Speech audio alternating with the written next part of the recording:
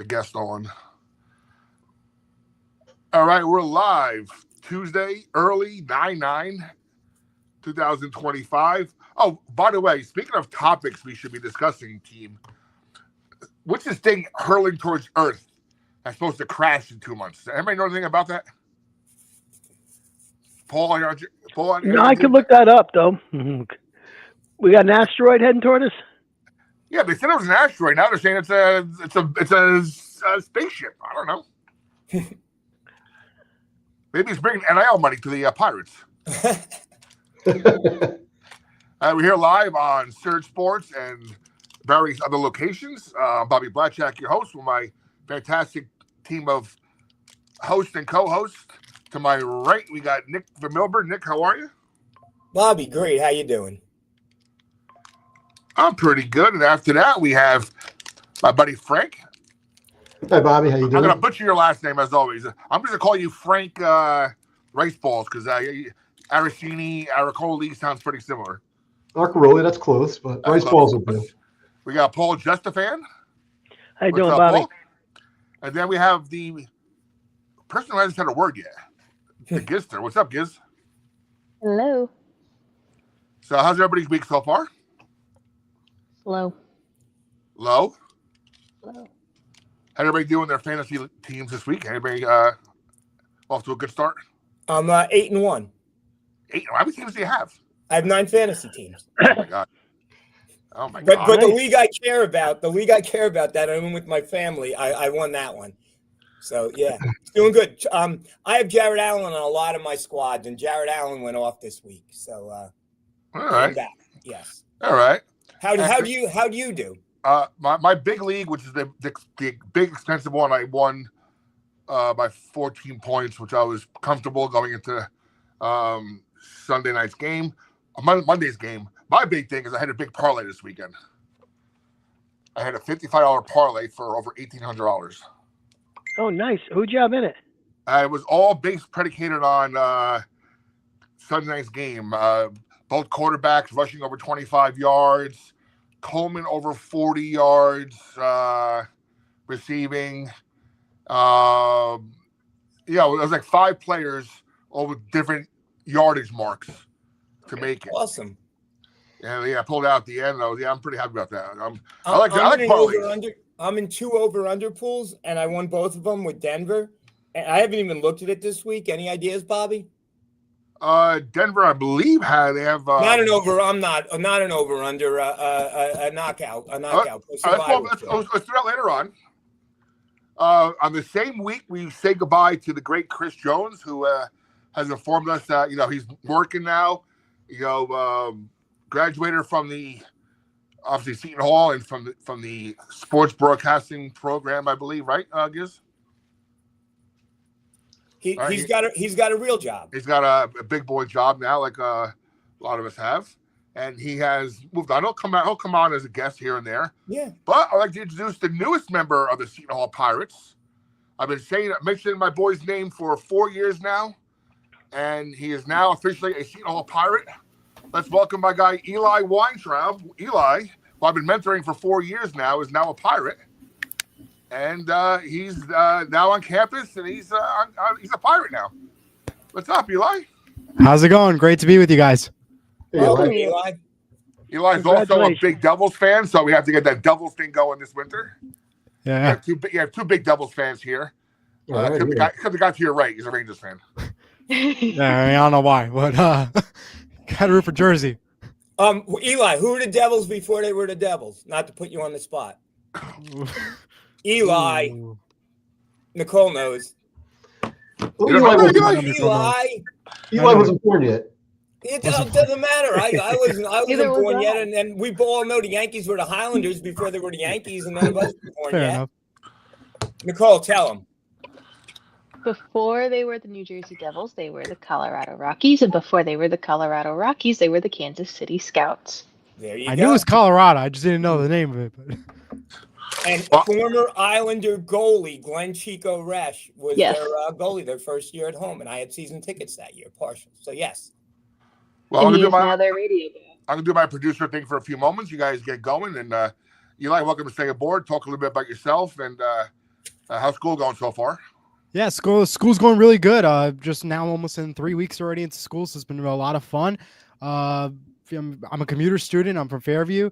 I've been part of Surge Sports now 4 years. Been doing a lot of games, and I'm happy to continue doing it. Hope to join many more stuff. I'm going to start WSOU classes next week, and Pirate Sports Network going to be part of very soon. So I'm very excited to get going with all that. Well, welcome. And the great thing was he already knows and has took classes, summer classes with John Fanta and Dave Popkin, who I'm going to see on Saturday down the shore for an ALS walk. Good. So he knows both of them already. So yeah. So what's the one thing you're most excited about going into your freshman year? Like, what do you want to really achieve this year? That's a great question. I think the one big thing I would just want to be able to adjust to the classes, to the new environment, and to be a part of as many things as I possibly can, and do what I did like in St. Mary's, be a part of as many things as possible. When I was in St. Mary's, as Bobby, you know well, I was the president of student council and Key Club and did everything for newspaper, broadcasting, and everything you could possibly think of. And I want to just be able to continue doing more things like that at Seton Hall. Now, of course, our guy Jack did his first broadcast this week. How does that compare to what you're learning at Seton Hall? Have you guys talked yet? We haven't really talked. I haven't talked about with him about how he's structuring everything with the games and stuff. Still got to go into detail with that. I guess next week the PSN meeting. But I heard Jack's doing very well, and I hope he's watching, and I hope he's doing great, and hope he has another call very soon for volleyball. That's cool. Well, you're welcome to stay here for as long as you can. We're gonna just talk some Pirate basketball, and maybe you'll learn something because even the kids that are down there in the left hand corner, some of us old heads will start saying some stuff about the history of the Pirate basketball team, and Gitzer's on a learning curve as well, right, Giz? That's right. All right. So, by the way, are you a Swiftie too? I mean, I'll follow the information and stuff. When I hear it, I'll report it, of course. Eli, our two highest rated shows the last 2 weeks were because we were talking Swiftie stuff. I believe it, yeah, 100%. So Christina's going to be on in a little while, and we're going to have another little Swiftie segment. Well, I believe it. I mean, it's popular. Nick even got us into Taylor Swift's Vault Facebook group. Wow. I don't know how I did that, but yes. I don't know how I did that, but it worked. Tom gave me some tips. I think I found out October 21st is the Big East Media Day. So, all right. Here we go. Nice. So we mentioned before about this thing hurtling towards Earth, right? So, Paul, why don't you inform the audience what you just mentioned? Well, this thing is called 31 Atlas, and it is heading through our solar system at a speed of 131,000 miles an hour. Most people think it's a comet. Even though it has a very strange orbit for a comet, but it glows even when it's not supposed to glow, even when it's not getting sunshine. And so there is a professor at Harvard who believes it is an alien spacecraft. The professor's name is Avi Loeb, and he thinks it's a nuclear-powered spacecraft from another solar system that is shedding nuclear dust as it enters into our solar system. He suggested that we broadcast some "We are here and we are of peace" messages to it. I'm not sure that the aliens would speak English, but one never knows. And I watch Star Trek, and no matter where they go in the galaxy, everybody speaks English. So it's very possible that these guys, these aliens speak English. But most people think it's just a comet, Bobby, and the aliens are not coming to our house. But, you never know. Hey, right now, I work up in the mountains where it's, very dark up here, and you see a lot of weird stuff. So I wouldn't put against them coming up here. Just it's something to talk about. And we can do a whole show on just alien life, right? Or who believes, who doesn't believe. But, this thing is starting to get some legs as far as the news item. It's coming out every day, and maybe they're Swiftie fans and they want to come see a concert. I don't know. Independence Day is one of mine and my wife's favorite movie. That was a great movie. Nicole probably never saw it. Repeat that. Independence Day. You ever see it? I've heard of it. I don't think I've seen it. It though. was about an invasion on the 4th of July with aliens. Yeah, it was a good movie. You Probably should check not. it out. You never heard, yeah. You've heard of Star Trek though, right? Yes. Gister, Star Trek or Star Wars? Neither. Ooh, okay, there she goes. You gotta go Star Wars. No. Nicole, where's Luigi? He's coming. Oh, he's there. So it's Christmas. So it's Christmas. There he is. Luigi, There's 4 names. Hey fellas, how are y'all doing? how are you, Luigi? Hey, Good to Ryan. see you. Good to see everybody tonight. Just to give Eli some context, this is a scoop, but they call him 4 names because he's Ryan T. Luigi Woodhams. But he And can he's play coming scoop. live and direct from the great state of Mississippi. Yes, he Yes, is. sir. Yes, All sir. right. All right, we got a comment. Full panel tonight. All right, so guys, someone take us off. What's our topics today? I'm almost back to my normal workflow, so I'll be more rested starting next week, hopefully.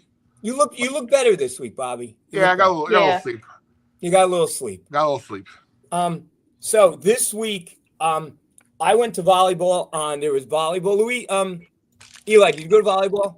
I did not go to a volleyball game yet. No. There was volleyball on Friday, Saturday, and Sunday. I went Friday and Saturday. It's you can't beat it. It's free, and it's very exciting. And it was a tournament.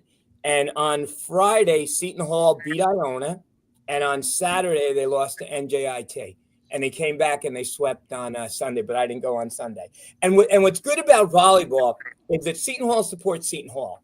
I had a nice talk with Coach Bozzella, as you all know, he's a great fan of our show. He was there for volleyball.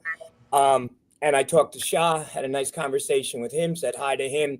And, Pirates support Pirates. And it was pretty cool. It was, it's starting again. The Seton Hall atmosphere and everything is starting. But what I wanted to do, we're going to go into Eurobasket in a little while because we have 2 Pirates playing, one still alive, Sandro. Kadeen Carrington, who is, I guess, a naturalized citizen of Israel, is on the Israeli team. Wow. Bobby, trust me. Wow. Trust me. Kadeen was born in Trinidad and Tobago, so he is a citizen of Trinidad. I guess he became naturalized, a citizen of the USA, and now to play in Israel, he's a citizen of Israel. So not dual citizenship, trade citizenship for Kadeen.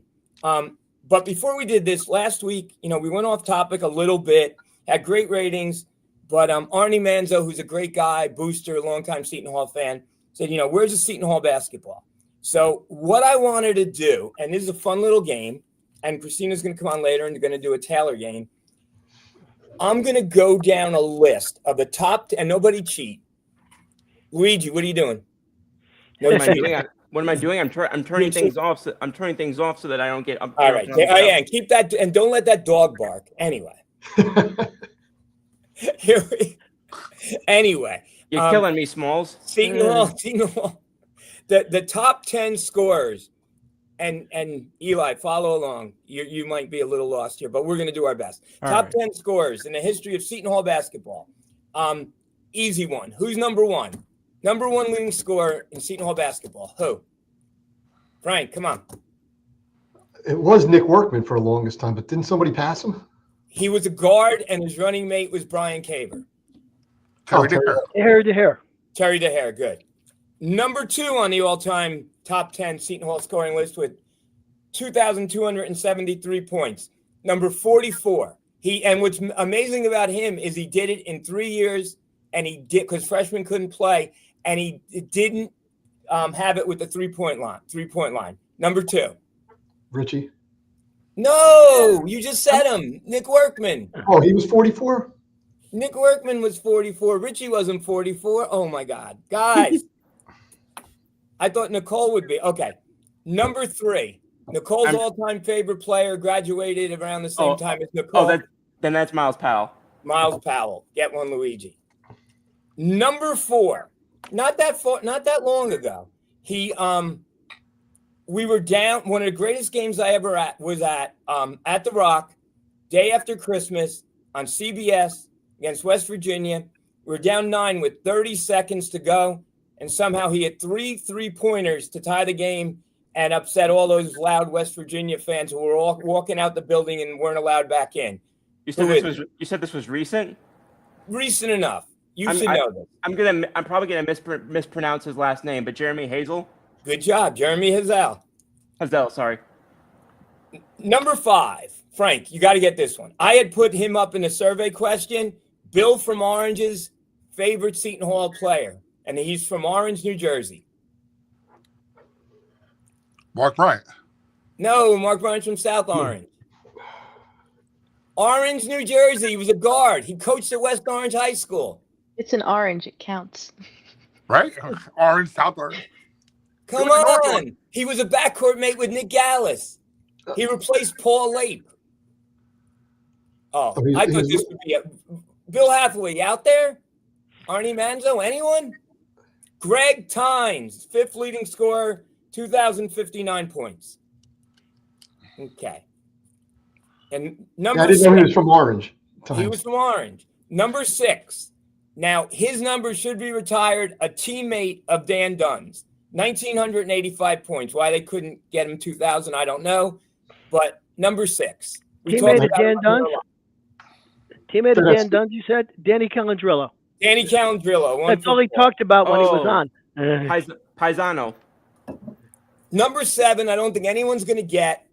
We used to play games at the Cody Arena before it was called the Cody Arena when we were transitioning. They were doing some construction in Walsh, and we weren't ready for the Meadowlands yet. Good player on bad teams. Anybody want to take a stab? Small forward. Small forward. You've seen him play, Frank. No. So he graduated before before the Final 4 years. He was kind of transitioning in that era there. He was an early PJ recruit. Early PJ. Oh, so we're talking back like they wanted to fire PJ. We're talking back like early 80s then. Yeah. Andre McLeod. Okay. All right, guys, killing me. Number 8. Some of us are born in the 2000s. Yeah, but I never saw Frank Pep Saul player Bobby Wanzer, and I know who they are. Guys, gotta look at this stuff. Come on. I never saw Ty Cobb play, and I know who Ty Cobb is. Okay. That's an excuse. That is a total cop-out excuse. Anyway, number 8, grew up in South Orange, New Jersey, a center. Mark Bryant. Mark Bryant. Number 9, back to Guard University. Came in with Eddie Griffin and Marcus Toniel. One of the best recruiting classes in the history of the school. Andre Barrett. Andre Barrett. There you go, Frank. Number 10. Just had 9 points against Giannis in the Eurobasket. Kadeem Carrington. Kadeem Carrington. Good job. All right. Not bad. Not bad. Wait, but where's Richie Regan on the list? He's down. Well, you got to remember, Richie and those guys only played 3 years. 3 years, right. Yeah, and Walter, and okay. Here's a question: where is Sandro on this list? Any idea? Is Sandro in the top 20? Yes. You know what I think he is? Sandro is not in the top 20. He is not in the top 20. Is Sandro in the top 30? No. I'm gonna say I'm gonna guess 31st. Sandro is number 41 with 1,100 points. Okay, 40 Wow. Who's higher, him or Roden? Nick, who's higher, him or Roden? I don't know, but I would guess Roden. Yeah, right. Yeah, I would think so too. So Interesting stat though, when I looked that up because I wasn't sure either. Under it, his career rebounds, 651, which actually ranks 20th in program history at the time of his graduation. who's number 1, Walter Dukes or Glenn Mosley? Seton Hall.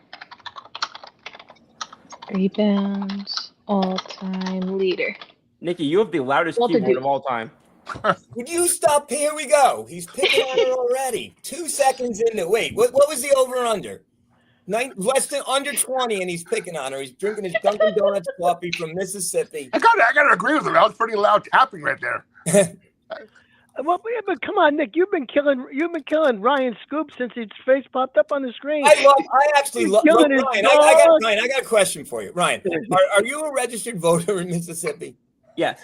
So you're a total resident of Mississippi? Yes, sir. Wow. God bless you. Thank you. By the way, speaking of guys on the list, in our poll on the Facebook group for your favorite foreign player, Mamu is neck and neck with Karnishabis. Mamu's got 54 votes, and Karnish has got 47. Delgado's coming in at third. Yeah, and who was the guy that put Ramon Ramos on the list? Obviously not a geography major, right? So Puerto Rico was a foreign country. Oh my God. But I could see why people would say that. I mean, he did play for Puerto Rico against the United States. Yeah, but it's a U.S. territory, I guess. I know. But back in those days, like they would play against USA in the Goodwill Games and the Olympics. Well, Dick, I got to tell you, as far as I'm concerned, Mississippi's a foreign country. So stop picking on Luigi now. I'll tell you this. The amount of stuff that I was told before I moved here and the actual experience I've had in the 13 months of living here, it night and day. I couldn't begin to tell you how different it was from what I was told to expect. I'm assuming better. Oh yes, absolutely. What did you prefer, living in New Jersey, New York, or Mississippi? Mississippi is not even close. Really? Wow. Really? Why is that, Luigi? The food? No, the culture of the people down here, it's very, familial, very community oriented. And it's a nice place to wake up in the morning. Everybody, you're walking to either work or class or whatever. Everybody's, interacting with you, wishing you a good day. Like, I don't know. I mean, this is a really quick example. The first day that I was in my law school orientation, I didn't have something that, because my moving trucks hadn't gotten there yet, a guy that I knew for a half an hour lent me his full suit. If it fit, he said he would lend it to me. Just as an example of just everybody looking out for one another and all of that. Wait, someone lent you their suit? Yeah. Wait a minute. Is this like a My Cousin Vinny thing? It's his favorite movie. It's Luigi's favorite movie? That's my favorite movie of all time, yeah. Well, there you go. The guy showed up in court. That was good. Yeah. Oh, the judge. Who was a judge in another TV show? You know this, Luigi. The judge in another TV show? He was a famous... Paul has to know this. I'm not sure I understand the question. Fred Gwynn played the judge. Yeah, he played Chamberlain Howard, yeah. A famous part in one of the great iconic TV shows of all time. Oh, the Munsters. There you go. Luigi, on the ball. Eli, you could just jump in anytime you want. Yeah, this is how it normally goes. We just kind of talk over each other until someone wins.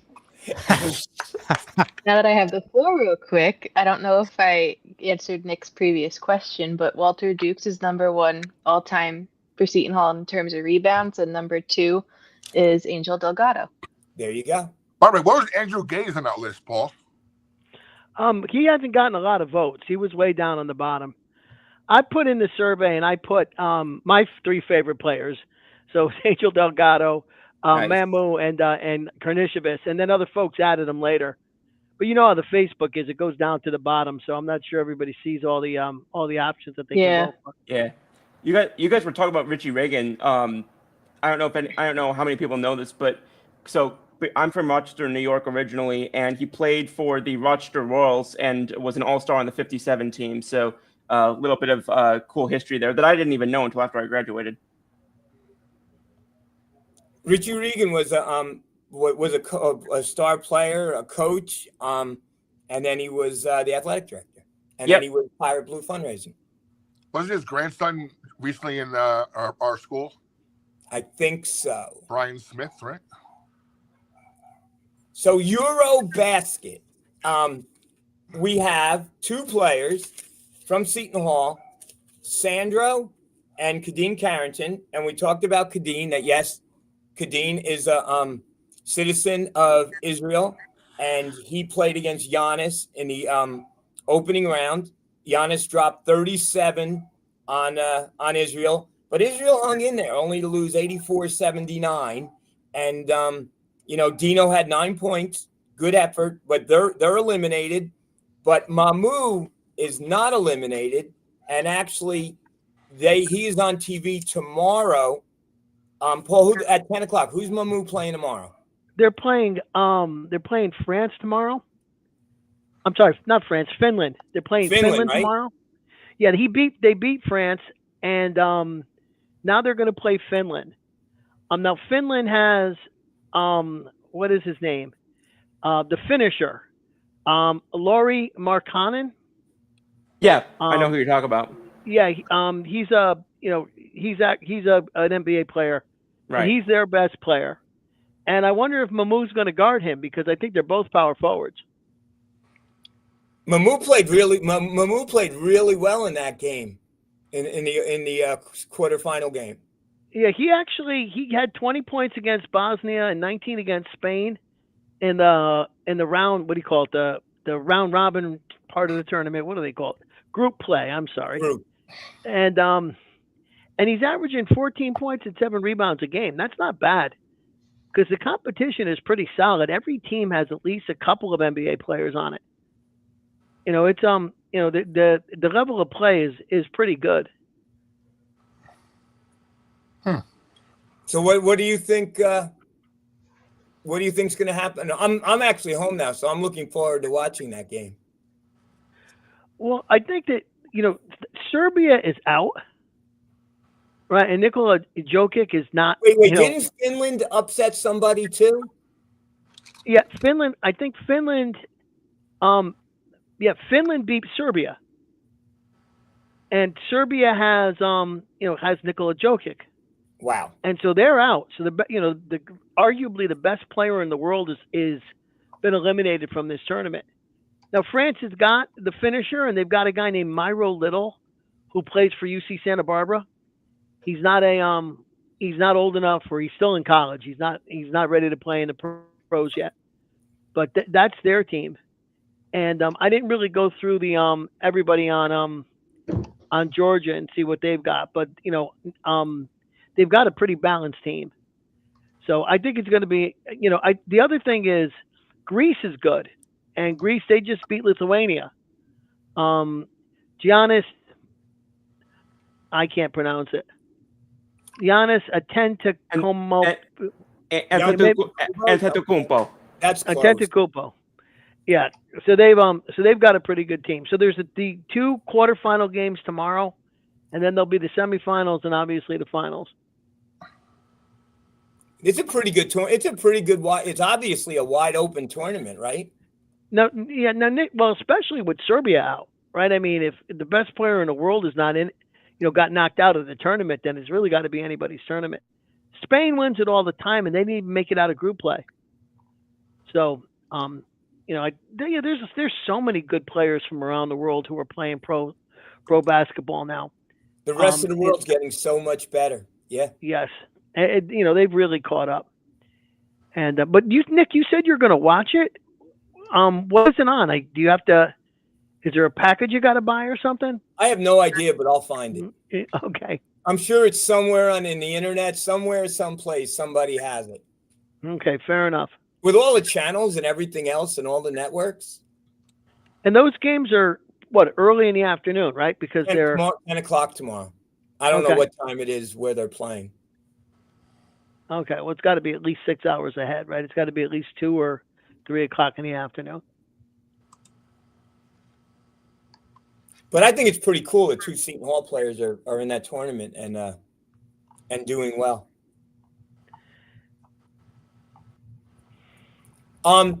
Anybody else on Eurobasket? Anything else?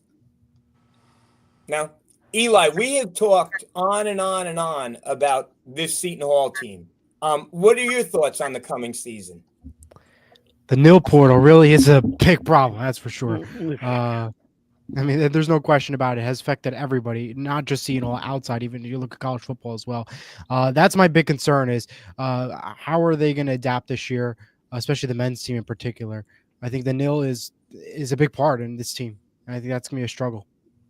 But that's already, I mean, we've talked about this. That's done. That's constructed. Now they have the players. I mean, they have, what, Paul, 11 new players? I think we had 11 out of 13. Which is insane. Yeah. Actually, no, I think there were 10 transfers. There's Nigel Hines, and then there was Felton, Godswill, and Gabriel. And Bobby's then guy, the name I can't pronounce. Yes. Who I actually saw some video of him. You could see him on YouTube. He's like 7'2" and like 26 pounds. So I was living in Connecticut when Manute Bol showed up at the University of Bridgeport, and this guy looks like him. He's got the same, really, really skinny body, and he's really, really tall. And Manute Bol played in the pros for a while. This guy could be good. Eli, on the 11th, I believe, I think it's at 1:00. There's a meet and greet with the men and women's basketball team. Yes, I saw that. Games. So, I mean, yeah. One thing I read said everybody's welcome. And then, yeah. Is it tomorrow? Wait, no, it's not tomorrow. No, tomorrow's the 10th. Yeah, it's 11th, I believe. It's the 11th. I know tomorrow's the involvement fair. I know that's gonna be the big thing on campus tomorrow. Oh What's the no! involvement fair? Look who's watching. Kurt Valenti. Oh my gosh. Here we go. Who's Kurt Valenti? Kurt Valenti, he's on he does a high school football talk for New Jersey on his channel. He also has a Broncos show and all in Was he on ESPN? No, he's on a regular YouTube channel. He's a guy who won't join Third Sports because he won't join Third Sports. Now we gotta. He's Bobby's rival. There's a new sheriff in town. Please, Kurt.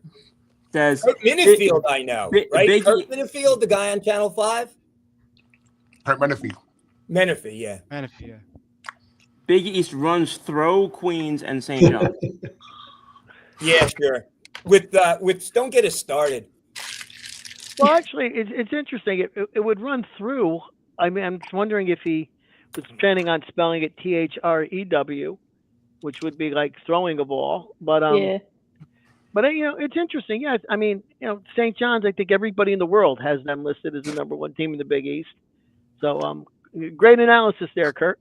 But and, say this. When the him playing field was level, and this isn't sour grapes, but before the vitamin water guy could buy the coach, and before the vitamin water guy could come in and buy players and do everything else, we were beating St. John's every year. It wasn't even close. And now, yes, new rules, new everything.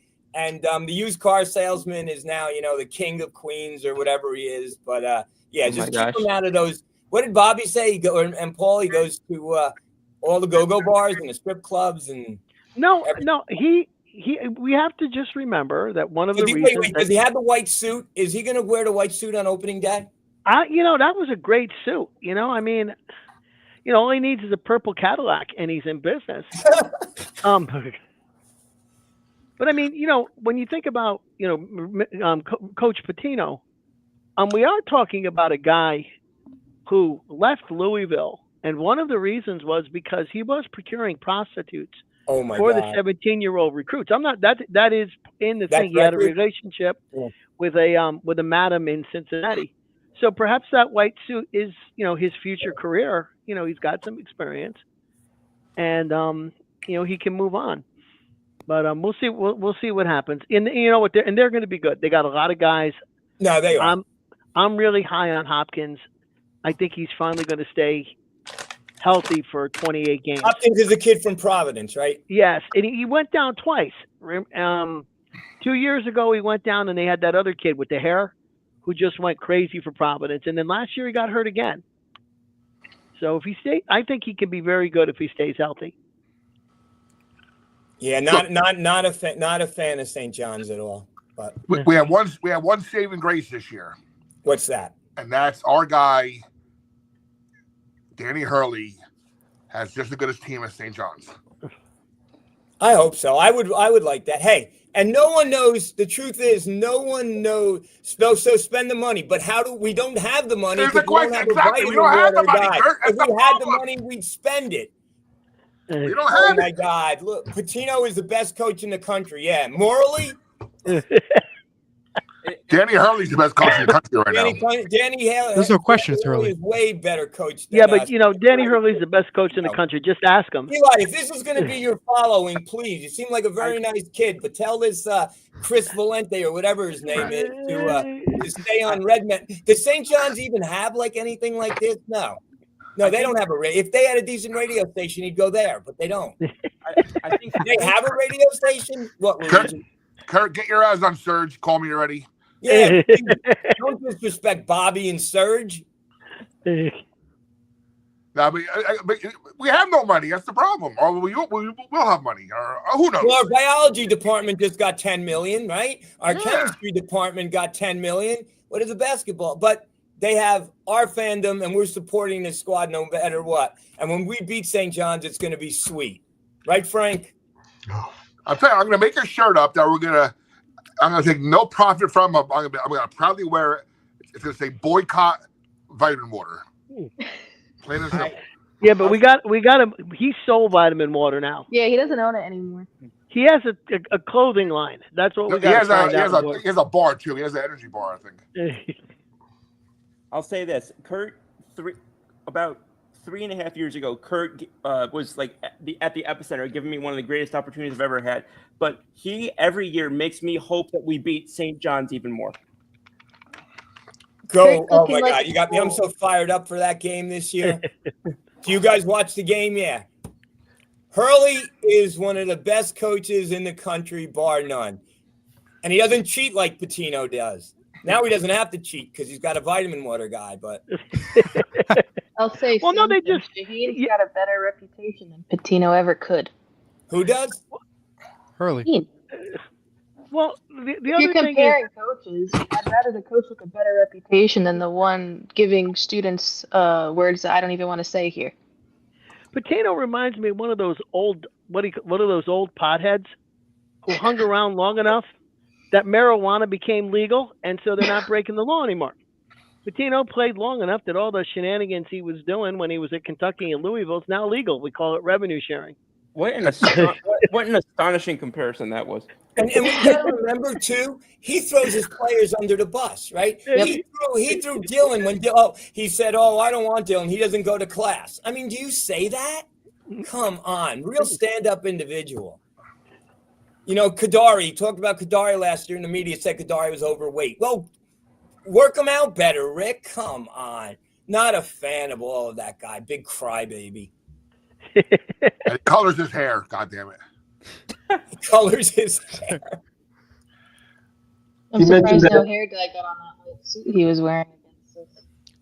No, Kurt mentioned that last year Hurley, got outcoached by Pitino, but I don't know if that was the case, or I think UConn really had some point guard issues last year, and I think they might have addressed that. So it should be different when it comes to those two playing each other this year. I don't think UConn was expecting to lose some of their bigs when they did, because they weren't as great as they were the year prior.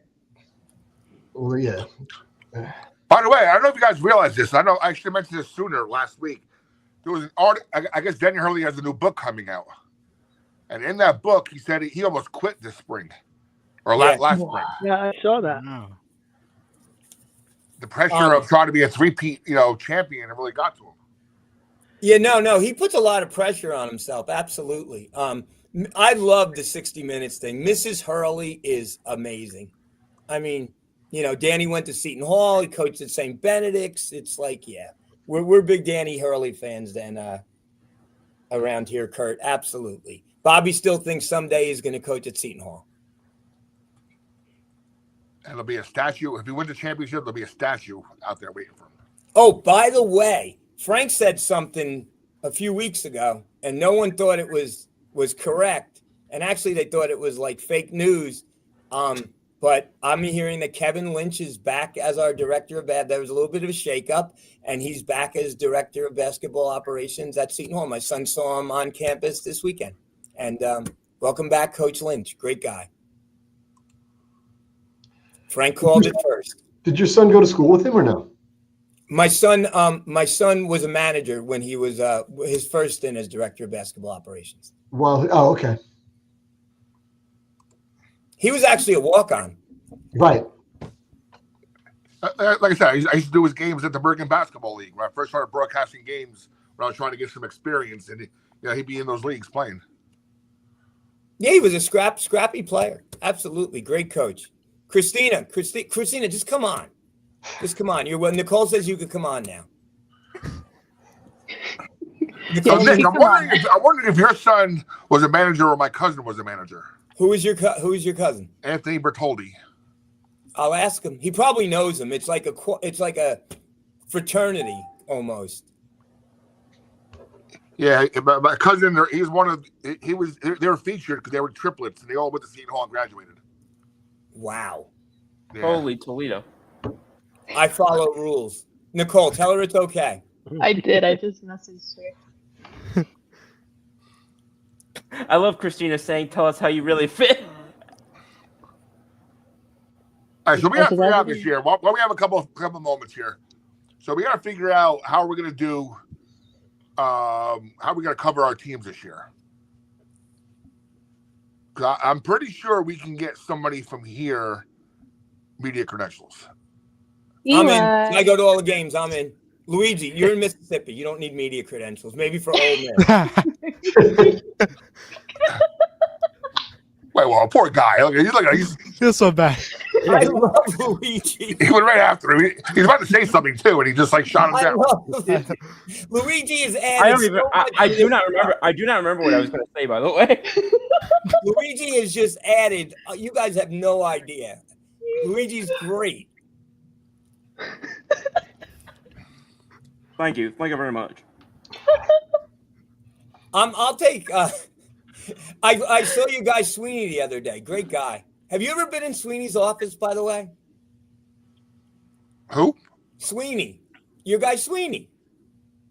Matt Sweeney. Oh, Matt Sweeney. No, I haven't. He has the greatest collection of bobblehead dolls you ever want to see. Oh my God. It was amazing. As my son said, we went on a field trip to Sweeney's office to look at his bobbleheads. I'm going to text Coach now and get my thing going with his players. Anyway, here's Christina. Hello, everyone. Well, Hi, Christina. Got a full house. By the way, we have a new name for our show. It's now called Hall Hoops and Happenings and whatever the F Taylor Swift is doing. Yeah. She's not doing anything. She's enjoying her engaged life. She's consoling Travis. I don't know. She's a sports girly now. I think she's guess just so. waiting to just announce about the halftime show for the Super Bowl. I think because if she's too quiet, there's a sign clearly. Oh, we already covered all the Easter eggs. Eli, you think she's gonna do the halftime show? 1,000%. Roger Goodell mentioned it the other day. I mean, of course, there's but it's up to Jay-Z. Jay-Z's final decision. If it's not her, who though? Someone he'll pluck from obscurity. Yeah, some obscure hip hop rap R&B person who has one hit song in 2005 will probably come out. No, really, what's his name? Chingy or Jay Corn or somebody. Chingy? Yeah, exactly. I have no idea. Are you making that name up? No, I promise. That's an actual name from the mid-2000s. I'll send you some songs, Dad. Don't worry. Oh boy. Oh my God, I'll prepare you. Paul, you ever hear this Ching Lee person? That ain't what I said. I have no idea. Man, the Yale graduate, one of the greatest institutes in our country, and you're talking about these obscure rappers and hip hoppers and everything else. Yeah, we didn't have a course on Chingy when I was an undergraduate, so I wasn't able to take it. Plus, and I've said this before. I watched the Grammys, and somebody got a Lifetime Achievement Award, and I had absolutely no idea who it was. Now, how do you have a Lifetime Achievement Award? I just missed his entire lifetime, but apparently... Wait, who is that? Who won that? I don't even remember because I don't remember the names. I think it was the guitar player for the Foo Fighters or something like that. I'm like, who is this? Yeah, I liked it. I liked the year that Willie Nelson got it. That was nice. Well, I was Is it Frankie Valli? When's Frankie Valli? I would know. When's the last time a country act played halftime at the World Series at the Super Bowl? Not recent enough. No, Probably I don't never. even know. Ever. Never. They've never Which had a they've never had a Tim McGraw or Garth Brooks or somebody like that. I don't think so. Here, I'm gonna. Who's Here, the I'm guy gonna. that's doing? I'm gonna Who's go the guy look. that's doing WWE now? Jelly Roll. Is he country? Yeah. I'm Yeah, gonna I would- imagine I Jelly would Roll, say- Post Malone. He's that kind of Three and a half almost times crossover now. Shania Twain in 2003. Shania Twain. I can't believe I didn't know that one. It's more than 20 years since Yeah, 22. since somebody who does country music was a performer. Incoming, Yeah, I I was in the saw- fifth grade. incoming Nicole to find a way that I just said 22 to find a way to make that Taylor Swift also. No! I was gonna say on Sunday night I was watching the VMAs and Jelly Roll and Post Malone did a country segment and they were actually really good. So I if gotta you go want find that. someone, Yeah. you didn't see that and you're like the biggest Jelly Roll fan. Yeah, I know. I didn't know that it was happening that night. I don't watch like music award shows. I only Like, watched the Ozzy tribute, but I waited all the way up to that. So Luigi, were you upset that Jake Paul beat Jelly Roll at SummerSlam? What is SummerSlam? You said you were a Jelly Roll fan. Yeah, of his music. You don't know what SummerSlam is? Oh my God! No. Crazy. You know, if we drew a Venn diagram of the cultural references that we know, I think there would be 8 diagrams with no overlap whatsoever. No, it would look like when a child's blowing like bubbles in the middle of summer. wait a minute.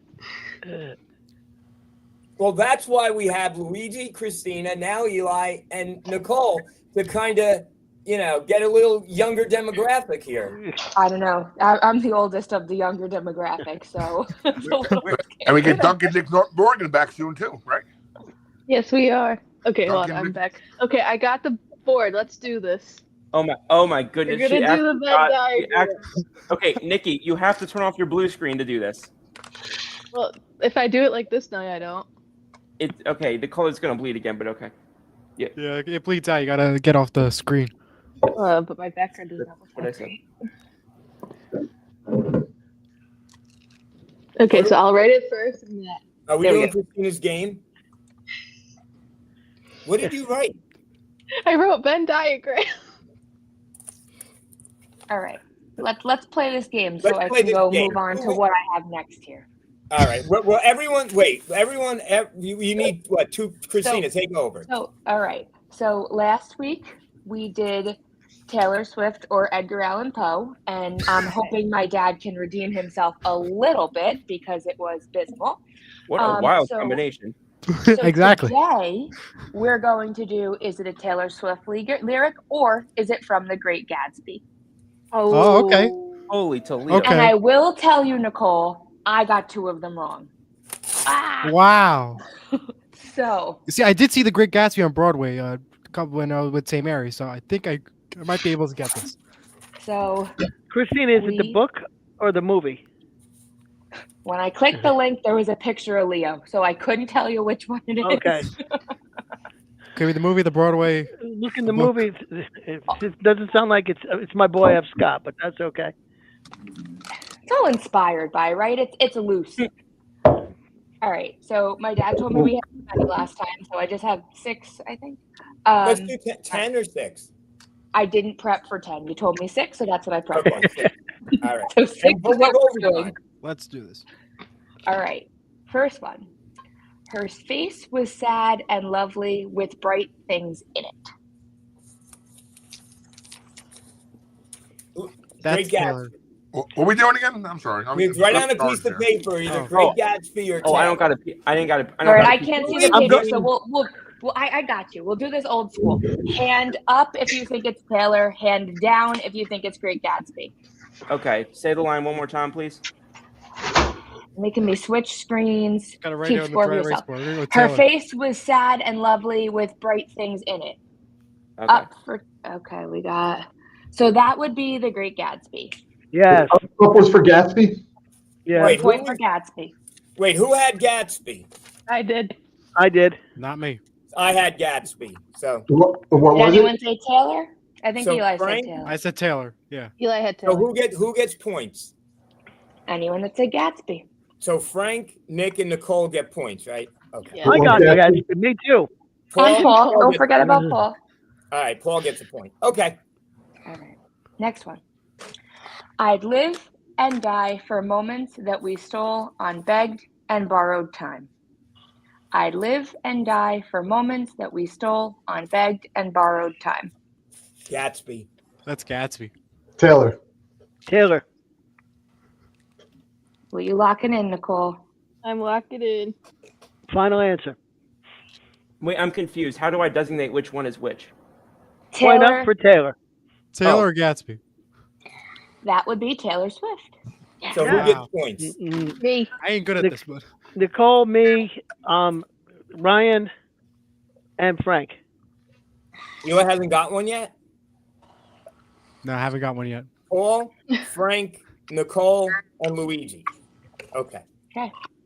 Ready? The time Wait, is near. what's Bobby? Bobby, are you playing? I'm eating orange.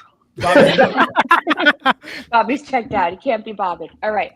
The time is near. What would he do if he found us out? oh, that's great, Gatsby. That's Gatsby. Gatsby. I would say Taylor. I keep forgetting which way to go. Up for I think Taylor. Down I'm for going Gatsby. for Taylor. Hold on. Nicole? That would be Taylor. So Wow. those two were the ones I got wrong because So who they're has from an album I Nicole don't care gets a about. point? Yes. Who gets a point? Luigi? Paul does. No, I got it wrong. Paul doesn't get a point? Paul does. What Me and Paul. about Frank? Does Yeah, Frank get a Frank point? does too. Got a point. And what about Eli? No, I don't get a point. Eli, you haven't had a point yet, and this is I know. your generation. You're a college student. You read this stuff. Oh my God. I had Gatsby. got I one, didn't so think of I'll Taylor. know better. But before you Oh, wait, read, wait. Christine, Frank what's has the score? three. Frank What's has the score? three, Nicole has three, and Paul has three. Luigi and Nick Yeah, have one, and Eli is yet to be on the board. No, I have. I will be. two. Luigi has two. Okay. Yeah, Dad, don't bring Luigi down with Yeah, you. we're not gonna beat Luigi. All right. Next. He was, at present, a penniless young man without a past. Gatsby. Gatsby. That's Gatsby. Gatsby. Correct. Gatsby. Yes. Everybody got it? All right, everybody got it. All right. Eli's on the board. Eli's on the board. Nicole has four. Paul has four. Frank has four. Eli has one. Nick has two. Luigi has three. All right. And I have two more. Okay. Mr. Miller, how would you characterize the Great Gatsby? I don't like that anyone would die to feel your touch. Everybody wants you. Everybody wonders what it would be like to love you. Taylor. Taylor. Taylor. Everybody got that right? Everyone got that. That's So from the Frank- song Bull Rush from Frank, Nicole, and Paul It is from are Gold. undefeated. Luigi has four. Nick has three. Eli has two. Eli, you're All right. keeping me. All I right. don't know. You're making me The look last somewhat. one. Okay, this is for the battle championship. for first- And then we gotta have a battle for first. tiebreaker. The battle for last. Well, Dad, again, I I prepped this can't many. hear. Okay. People disappeared, reappeared, made plans to go somewhere, and then lost each other. Gatsby. Gatsby. Wait, Gatsby's up or down? Now, Gatsby's down. Gatsby. That would be Gatsby. Everybody got that right? Yep. Frank, If you, Nicole, and Paul are perfect. Nice. wow, good job, guys. That was I fun. got 3, so that's an accomplishment. No, that's good. No, that's very good, Eli. The only thing I know about the Great Gatsby. Funny because I didn't think I would go 6 for 6. You did great. You did great, Frank. So I'm maybe he's a impressed. Swiftie. I thought you'd do. If you would have told me Frank would do better on Christina's game than in my game, I would have said no way. But you never know. Oh, Nick, I'm mad at myself about your game. I got another one next week. You could redeem yourself. Okay. So while my team here was playing Great Gatsby versus Taylor Swift, I have booked us to do a, book whoever to do a live show from the practice September 21st. Ooh. With, I'm going. Coach Boz and the women. Coach Boz is first, and then it's the men, right? Yes. Guys, just so you know, I have 6 tickets to that event. If anybody, I know Christine and I are going. I don't think anyone else, other of my tickets are being used. If anybody wants to come, feel free. Except Luigi, you too, but I'm not paying for airfare. And for that reason, I'm out. And also, his show starts the following week. The What's Coach the Boz show, show. Nick? Coach Boz show will start the following week. Oh, the Coach Boz show. Okay. What time is the event? He's first, right? 11:30 to 1, and the men practice 1:30 to 3. You know what I didn't realize, Bobby? What's that? Maybe you did. They moved his office. Really? Yeah, they did. I'm sitting there at volleyball, and I look up, and there's Tony sitting in a conference room. That was Shaw's conference room. Pretty cool digs. Cool digs They at did all. that immediately after the new practice facility was like not revealed, but it was like close to being done. Did you see Shaw's new office, Nicole? I don't think they showed us it on the tour. It must be beautiful. It has to be. But he's allegedly supposed to have a really nice view of the new practice facility, like court that they have. But our bricks are not up yet. That I still don't know. When I drove around there, I did not see the bricks. Because you would think they'd be on the outside, right? Was this recently?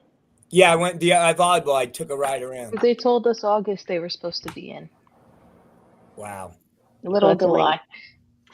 Well, Nicole, you're not to get in there anymore just by walking in, or you need to swipe in before you get in? No, it's available. It's on like one of the strength columns, like one of the pillars to hold the actual building up outside. Oh, it's outside. Oh, okay, all right. Yeah, I drove around and looked. I did not see it. It's accessible to the public, but it's going to be on the interior side of the beam, not the exterior. Okay. For all the bricks, okay. Yeah.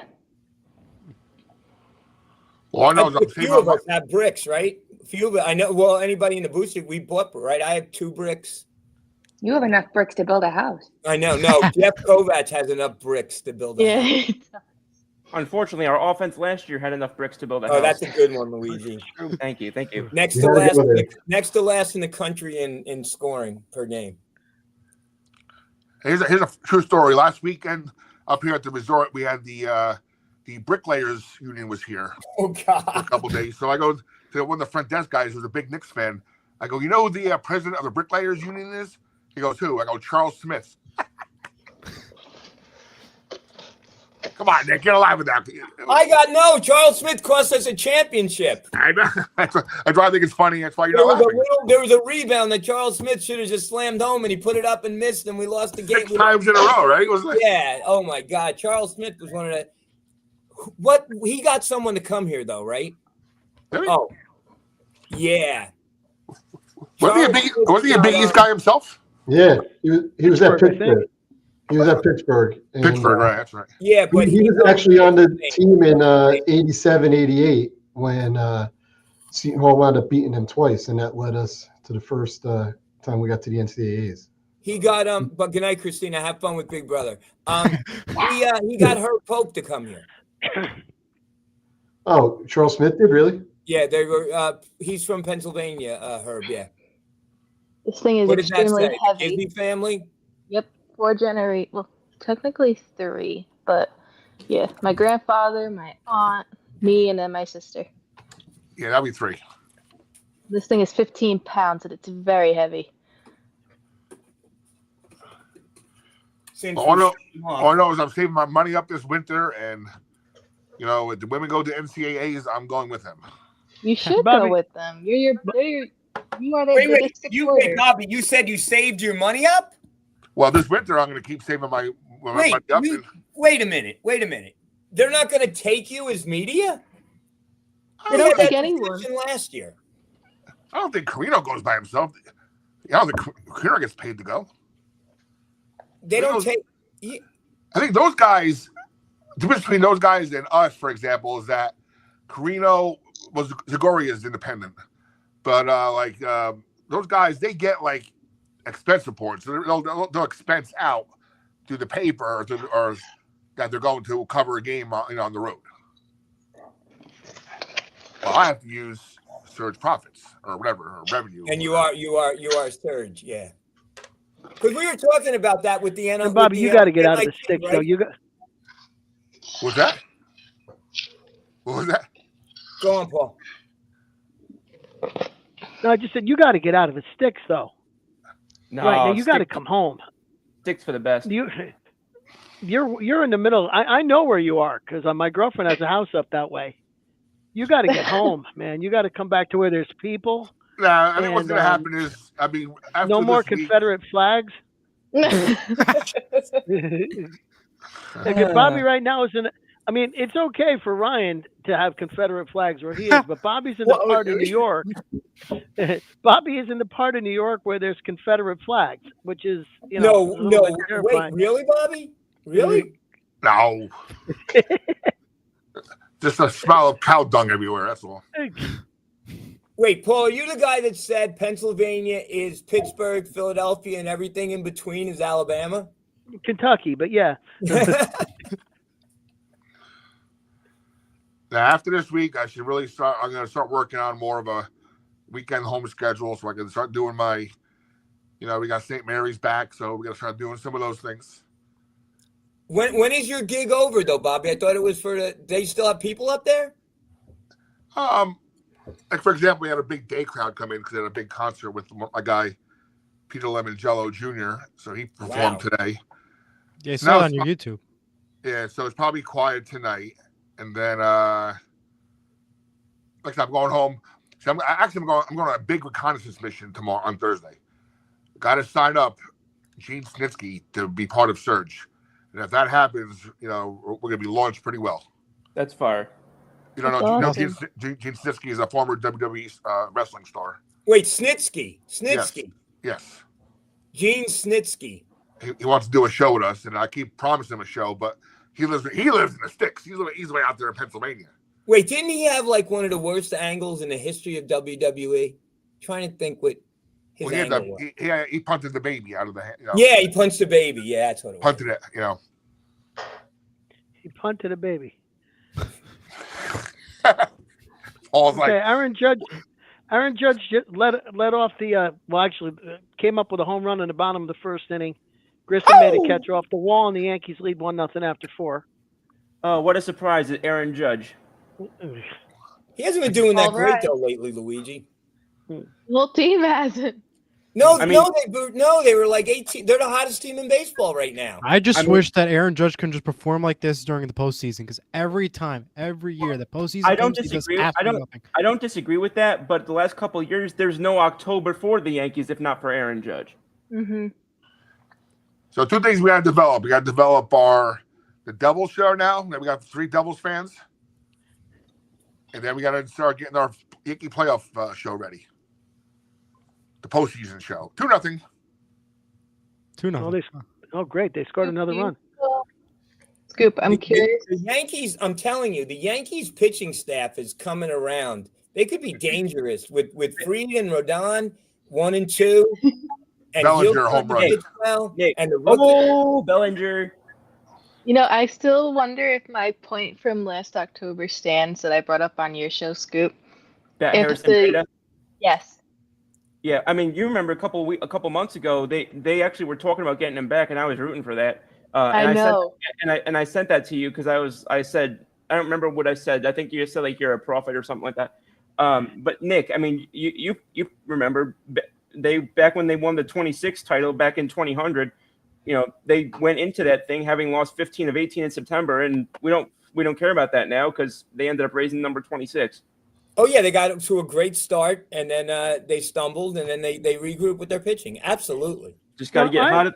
Got to get hot at the right time. Now, if I have a question for Nicole, if you're a big fan of Harrison Bader, I assume, if you were sitting out in left field and he hit a home run, would you go and rip it out of a 10-year-old kid's glove? No, absolutely. Oh my God, that ticked me off so much. Absolutely not. Speaking of the Phillies, they're beating the Mets 4-0. Do you guys think the Mets are going to make the playoffs? I think they are, but they might. But they look like they've been trying all summer not to make it, and finally a couple of teams are in striking distance now. Well, Frank, they might make it up by default. If you look at the other teams that are behind them, they're all what, 2 games over 500, 3 games over 500, Right. right? So, I mean, you know, how hot is Cincinnati going to get? Or those other teams. To me, the Well, Mets might just make it. San Francisco is really hot. They have been hot. Yeah, so they came out of nowhere and to join those other teams.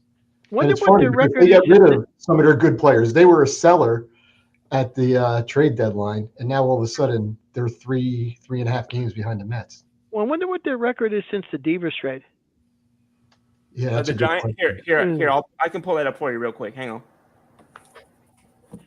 But I thought that they thought that they had identified the woman who took the ball. That They she did. Was, but they thought that she was a work for some school district in South Jersey, and the school district released a statement that said anybody who worked for their school district would have caught the ball on the fly, and it wouldn't have been a problem. Oh, that is funny. The kid worked out better that he didn't get the ball, that she took it, right? He ended up meeting players and getting a prize pack, and he got a bat and a whole bit. At the same time, too, as it's baseball. If a ball comes into your section, to your seat, you got to run for it. It's every man for himself. So the Devers trade was on June 15th, and since then the Giants have the 5th best record in the National League at 41-31. Wait, Eli, if you got a baseball at a game, you wouldn't give it to a little kid? Well, I wouldn't. No, I keep it myself. You wouldn't give it to my God! You're if I'm the person that catches it, I'm keeping it myself. Oh my God! No. I'll put it this way: if there's a little kid like right next to me, then yes, I will. Yeah, possibly right. But if you're like 10 seats down, like in that picture, I'm not going to go no. from section. I'm not going to go from section 203 to 208 just looking for somebody who's younger.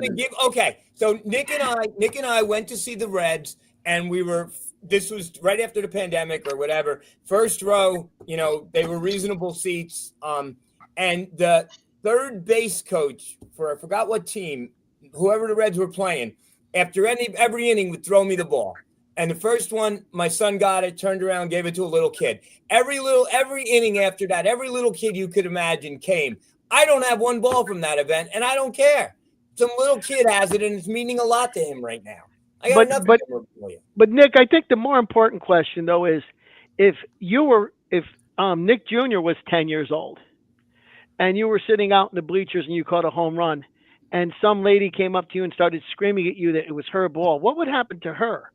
That I think is again, he's a little kid. Little kids get priority. And that happened to him at a Philly game. I think he was going to get Pedro's autograph and some lady jumped in front of him. But yeah. Philly fans are the worst. The worst. I actually do have a story that's kind of similar to this. When I was 11, 12 maybe, we went to a Devils game. I forget who they were playing exactly, but all I remember is that an out-of-play puck was coming towards my head, and we were really low in the seats at the time by Marty's net. My dad was like, Nick, watch out. And I moved my head away from the puck and it landed under the seat in front of me. No, not in front of me, in front of my sister. But there was another guy there that was like, oh, I'll get it for you. I'll give it to you. And I was like, no, I got it. And I cut my hand getting it because the piece of the riser and the seat, right. I still got it, and I remember holding that thing up in the air, so proud that I caught that. But that thing almost gave me a concussion. And do you still have it? Of course I do. Like I said, if a ball comes right into your near your seat, you grab it. If somebody else comes and gets it, they get it. You shouldn't run after the person and start yelling at him. But you give it to the little kid.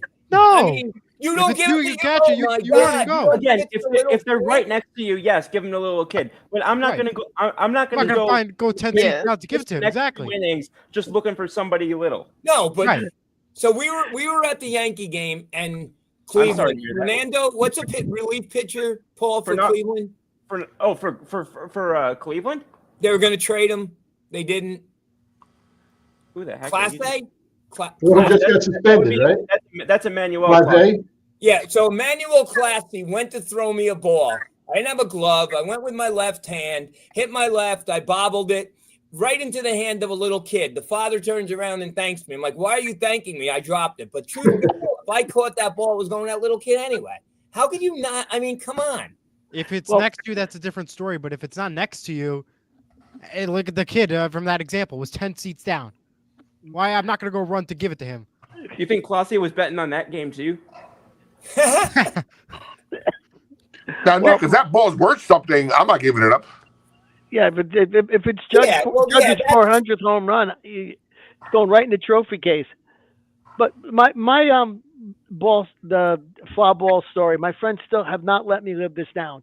We're at a Yankee game in May. It's cold. The Yankees are winning big. Everybody has gone home.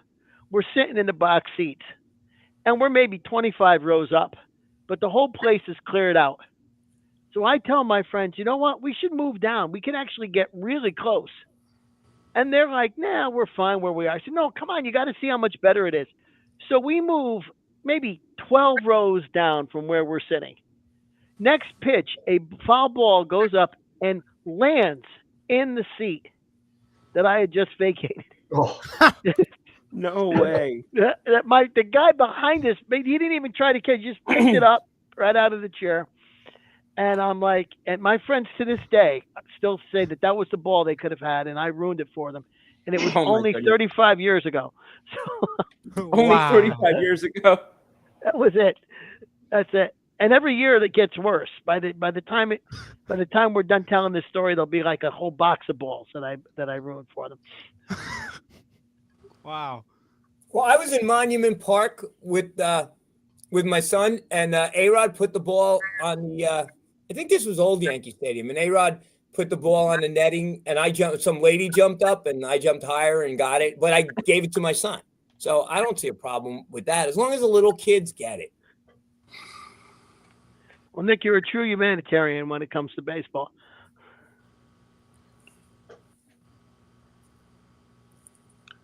That is true.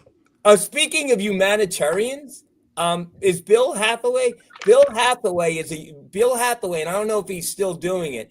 Ran a backpack drive for back to school for the underprivileged, and he got a lot of backpacks. So, Bill, great job, my man. Bill does a lot of things under the radar. We love Bill Hathaway. Great community leader. Is Bill the one posting his Orange, New Jersey news page? Yes, that's Bill. Yeah. Bill likes stealing my seats when I come in late for the women's games, but too.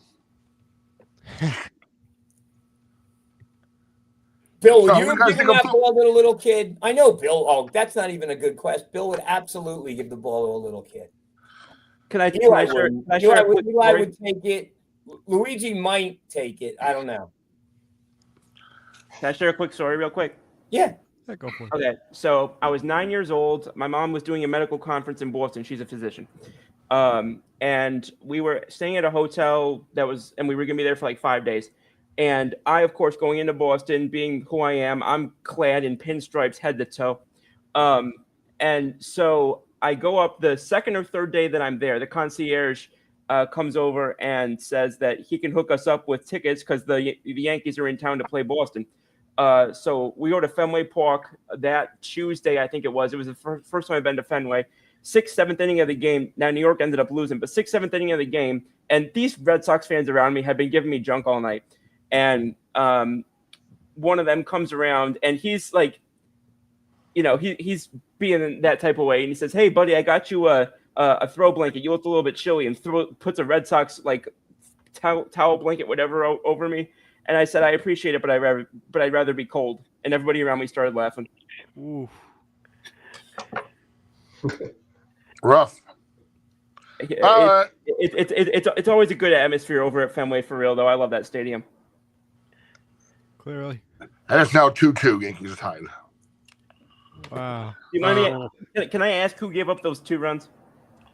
I just sort of think. Hold on. If it's Will Warren. Pete Meadows. Odd man out in the playoffs. Wait, what'd you say? Pete Meadows. Who? There's no Pete Meadows on the Yankees. No. The other team tied it. What? Pete Meadows went yard. Detroit tied it. No, but who gave up the hit from the Yankees is what I mean. Like the pitcher for the Yankees. Oh.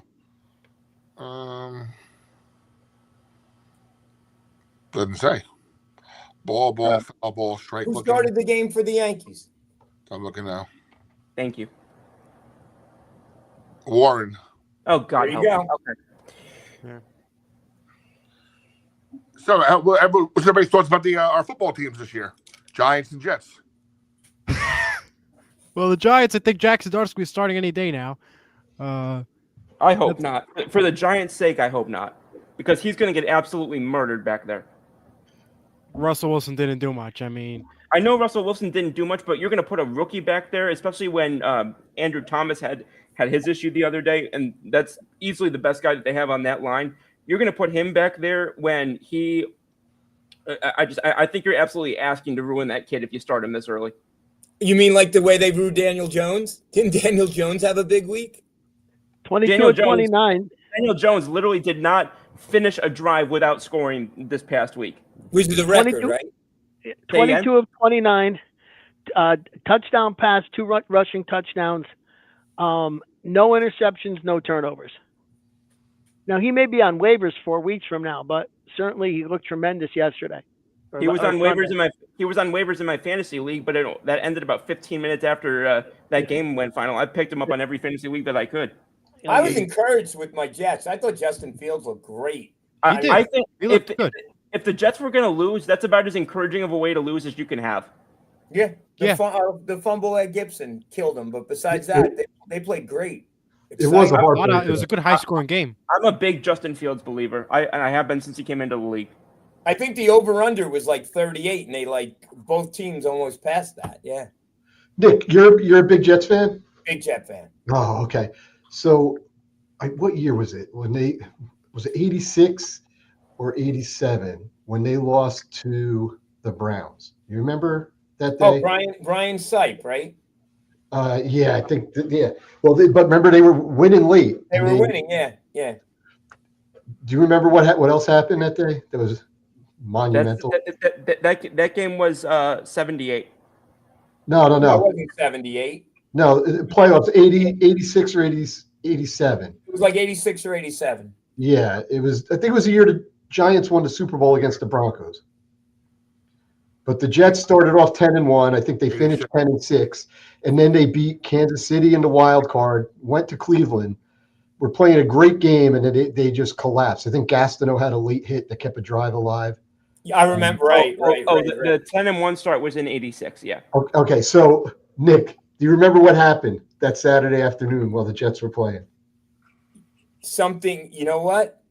Something historic, and I remember it, and I don't remember. Oh wow, I don't remember exactly what. But wait, did somebody die? No. Oh no. You're. Give me a hint. I was listening to it on WSOU while watching the Jets. Nicole, any idea? You were listening on WSOU in 19. We beat somebody. Back then, the games, right, Nick. We had a lot of games, even when cable replaced UHF games. A lot of those games were tape delay, and you wouldn't be able to see Seton Hall live, or some of them might not even be televised. Right. Seton Hall was down at Georgetown, and they crushed Georgetown on the road. Wow. And that was we swept Georgetown that year. Was that the Alonzo Mourning Georgetown team? No, not yet. Alonzo wasn't there. We didn't even make. I think we only made the NIT that year. It was the year before they made it to the NCAA tournament. But I think we might have had 4 wins in the Big East. I wasn't even a student at Seton Hall yet, but 2 of the wins were against Georgetown, and Georgetown was still a pretty good team. I think they still had Reggie Williams on the team, but Seton Hall blew them out down there, and then won a close one at the Meadowlands too. Do you remember? I remember listening to that game while watching the Jets, and I thought it was going to be one of the greatest days because I didn't expect the Jets to win, and I did not expect Seton Hall to go blow out Georgetown on the road. And that I'll never forget. That put Seton Hall into the top 25, and then we played 2 days later a subpar UConn team at the time, and they knocked us out of the top 25. UConn wasn't good back then. In fact, I remember going to the Hartford Civic Center at the end of the year to see Seton Hall play UConn, and there was about 2,000 people in that huge arena, 16,000 seat arena, and Seton Hall lost that game too. Calhoun wasn't at UConn yet, right? Yeah, no, he was. That was He one just year. got there. Yeah, I think you know who I think was on that team. I think Pikel was on that team. I What thought people maybe don't realize is UConn was not an original Big East team. that's right. They weren't even Oh, an yeah, they original. were. No, they weren't, Luigi. Don't question me about Seton Hall. I didn't quite. I agreed with you. Oh, you agree with me? You said Yes. which team wasn't an original Big East team? UConn. Or wait, or was it Pitt? That was it. Pitt came after UConn. Right. Okay. UConn was one of the original 7. Absolutely. No. Were they? No. Providence, BC, Hold on. Providence, UConn, BC, Providence, UConn, Seton Georgetown, Hall, St. St. John's. John's, Georgetown, and Villanova. no, Villanova. Villanova came later. No, Villanova was original. No, they the- weren't. The original they 7 weren't? are, No. the original 7 are Boston College, Providence, UConn, St. John's, Seton Hall, Georgetown, and Syracuse. Yeah, you got it. Villanova and came in. Nova wasn't original? Nova No. came like the next year, and LaSalle turned the Big East down, if I'm not mistaken. Not the smartest move. The Explorers. And then Pitt came a couple of years after that. And Rutgers turned it Mitchell. down too, right? No, Rutgers- Mr. Reagan. No, Mr. Reagan blocked Rutgers. Oh, is that what happened? I thought Rutgers had the chance before we did. No. No. See, Mr. Reagan. The story is Mr. Reagan was good friends with Dave Gavitt, Okay. and they didn't want to overlap media markets, so it was one team from New Jersey, and they took Seton Hall over Rutgers. Right, but I Eric- thought at first Rutgers wasn't interested because they didn't think anything was going to happen. But then once we took the spot, then they wanted to come in afterwards, and then that's when we blocked it. I know Mr. Reagan's relationship with Dave Gavitt got us in the door. Villanova joined the Big East a year after, Okay. 1980. And then Pittsburgh joined in 1982. That sounds right. And Yeah. if you watch the Requiem for the Big East, the ESPN 30 for 30, they talk a lot about the Penn State vote. That Penn State had asked if they could join the Big East. And had Penn State been in the league with Pitt, who was their rivals, and Syracuse, who was their rivals, it might have been able to evolve into an all-sports conference. But they turned Penn State down. And that kind of was like the first of all the craziness that followed with all the teams that came in and UConn leaving and coming back. But then what would happen to all the non-football schools? Yeah, well, they were never going to be able to figure that out. I think, there was talk that Villanova was FCS, that they might have moved up, that UConn was looking to move up, but St. John's and Seton Hall, we were never going to play football at that level. So I'm not exactly sure what they had in mind, but they always did talk about that they said that when they turned Penn State down, a couple of the ADs said this is going to be a mistake for us.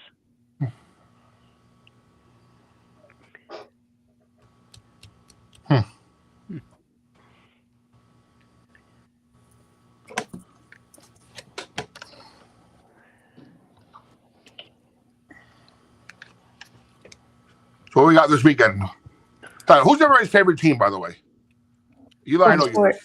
yours. Football. Yeah, what's sport? Oh, I know Eli's I'm a Giants fan, but I'm not one of those Giant fans that hates the Jets. I actually like the Jets a lot. And I'm a Jet fan who doesn't hate the Giants. and I wished one of them won the other day, and the Giants were out of it much earlier, and I had the Jets game on. Frank, why were they on the same time?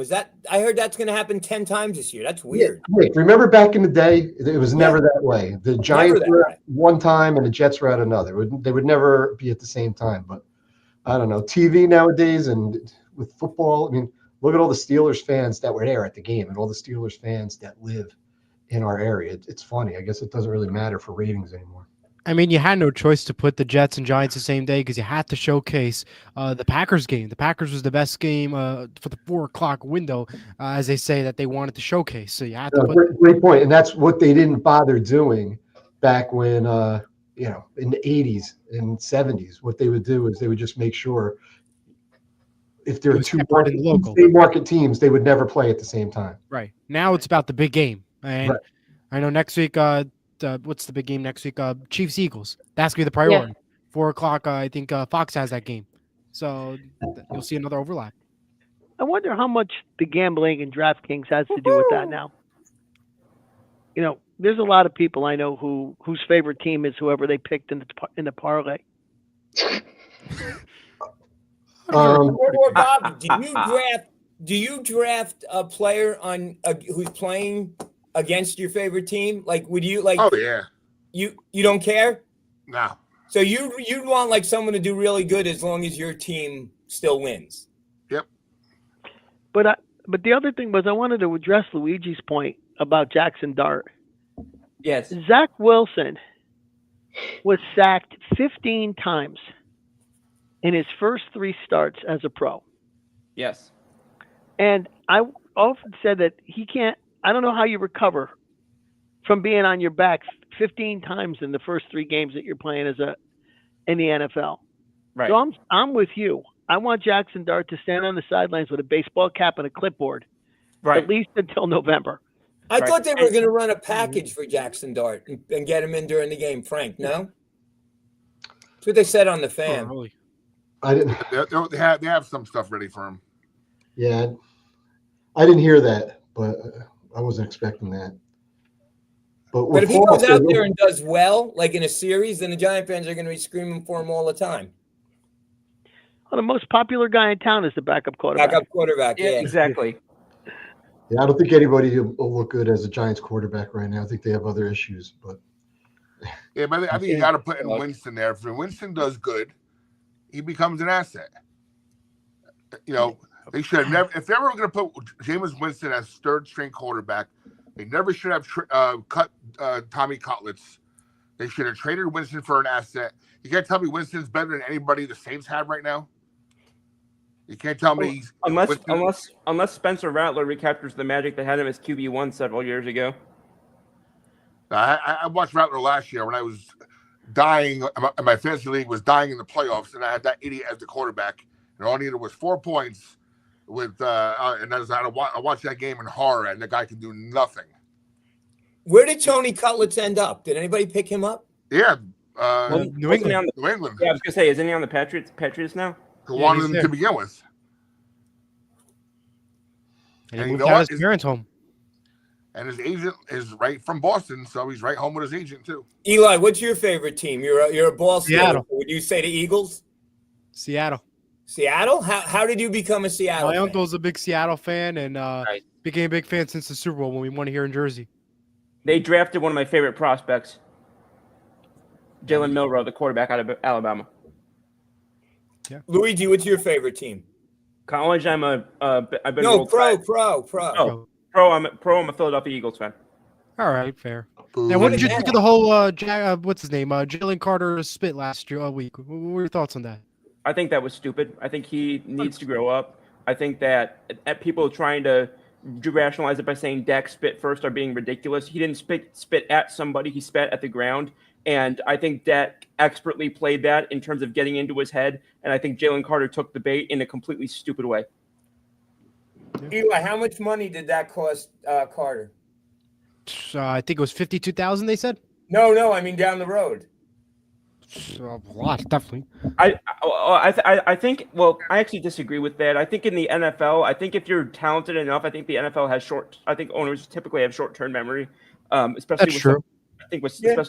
Especially if it's like one of your first few games, which I know that he's not a rookie, but especially if it's one of your first few games, I think that if he balls out and this doesn't become a pattern of behavior in the NFL, then I think be forgotten.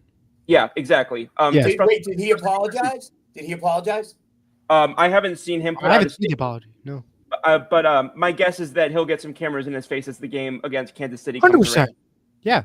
And I will say, I know people were calling for him to be suspended, but because he was ejected that early into the game, I do think, considering he already basically served a 1-game suspension, so I do think that argument holds up, and I do think it makes sense to let him play this week. Had he been benched late or thrown out later into the game, I could have seen more of a valid argument for him being suspended this coming game. And obviously, from a football fan perspective, I'm glad he's not out against Kansas City. But I'm not somebody who is defending his every move that he makes or everything that happened just because I'm an Eagles fan. I think that stupid is stupid. Should have been at least 2 games, in my opinion. I think the 1 game wasn't good enough, and especially you have the Chiefs this weekend. It's a punishment that he should be facing. The only problem that I have with that is that then all of a sudden you're looking at some of the things that are much more egregious that only have gotten 3 or 4 games. I think setting a precedent for spitting as 2 games when some of these other offenses that are actually crossing into legal territory are 3 and 4 games. I think all of a sudden that sets a precedent that I think the NFL would have a PR nightmare having to go through. That's fair. Well, did anybody stay to watch that Ravens game? Yes. The last 2 games, the last 2 night games, I got frustrated and turned them both off before the fourth quarter. Wow. How do you get frustrated? I watching 2 good comebacks. Jared Allen for fantasy. That's all I'm saying. I ended up watching the VMAs when I got home when I saw the Ravens were up. I was like, all right, let's just take a look at VMAs. It actually was a very good conversation in the morning because I listened to Elvis Duran in the morning. That was the first thing they were talking about was the VMAs. By the way, here's Carter's statement. Carter apologized for his actions. He did. It was a mistake that happened on my side. It won't happen again. I feel bad just my teammates and fans out there. He said. We'll see what happens because yes. Wait. Let Paul. That was the statement. That was it. Well, he went on to say, I'm doing it for the fans. So here it says, Carter apologized for the statement, saying, it was a mistake that happened on my side. It won't happen again. By the way, that he should have stopped there. Right. I feel bad for just my teammates and fans out there. I'm doing it for them. I'm doing it also for my family. But the fans, they showed the most love. That was his statement. So did he write? Wait. So did he write that? Eli, journalism major. No. Did he write that, or did someone? I think he didn't write that. I think Copilot wrote it for him. Copilot. I agree with that one. Somebody wrote that for him. Yeah, I thought somebody wrote that. I think because if it was from him, it would have been that first line. That's it, and even that was too much and too professional. I'll say this: that might not happen again, but you could still be dumb in other ways. What I need to see is not just him not doing that stupid thing again, but I need to see him actually cleaning up his maturity, like overall. Because you got to grow up a little bit. You're in the pros now. I agree with that, but did anyone in here ever play football? Bobby, did you play high school football? A little bit. It's a violent game. Yeah, so once your emotions get going, sometimes it's hard to turn it off. But that's any sport, though, not just football. I mean, football for sure. Football's the worst, though. People are trying to knock your head off. Football, 100%. I mean, it's not the act itself that I think. Like, I don't think the inherent act is what ticked me off so much. It was, well, first of all, how dumb do you have to be to do it right in front of a ref? Well, it's dumb. Well, that's number one. In 6 seconds into the game, too. That's number two. That was what I kept saying. You went the whole. It was the lack of situational awareness above everything else. Got yourself thrown out. Dumb. You go through all the training camp. You go through all the preseason. Yeah. And you can't make it 6 seconds into your first game without getting your ass thrown out? No, literally. Aaron Rodgers in New York lasted longer than that. Nicole, I talked over you twice. Sorry. As a Cowboys fan and watching that replay so many times, why was he anywhere near the Dallas huddle to begin with? That's fair. He should have never been that close to it. And also to all the Philly fans who say that Dak should have been fined too. Why would he get fined for spitting at the ground? He does it all the time. Then everybody gets fined then. Yeah, exactly. You can't find everyone just because someone spit on the ground. Did you see the dialogue that happened, Nicole? Did you see the dialogue that happened? He spit and then he smiled. Yeah, but he spit at the ground. The dialogue, like actually what they said to each other. No. Because what happened was, so that whole exchange happened, and then Jalen basically said to Dak, did you spit at me or whatever? And then Dak said something akin to, what reason would I have to spit at you? And that's when he was smiling and then, spat at the ground again. And then that's when Jalen spat in his direction at him. But again, I'm just saying, to us people with somewhat functioning noggins, it might not be. But I'm just saying that I'm not justifying on Jalen's side at all, but I'm saying if that was his interpretation of instigation, even so, there's a ref right there. Like, yeah, exactly. 100%. That might be the dumbest thing I've seen on a sports field since Michael Pineda used pine tar that came off the back of his neck.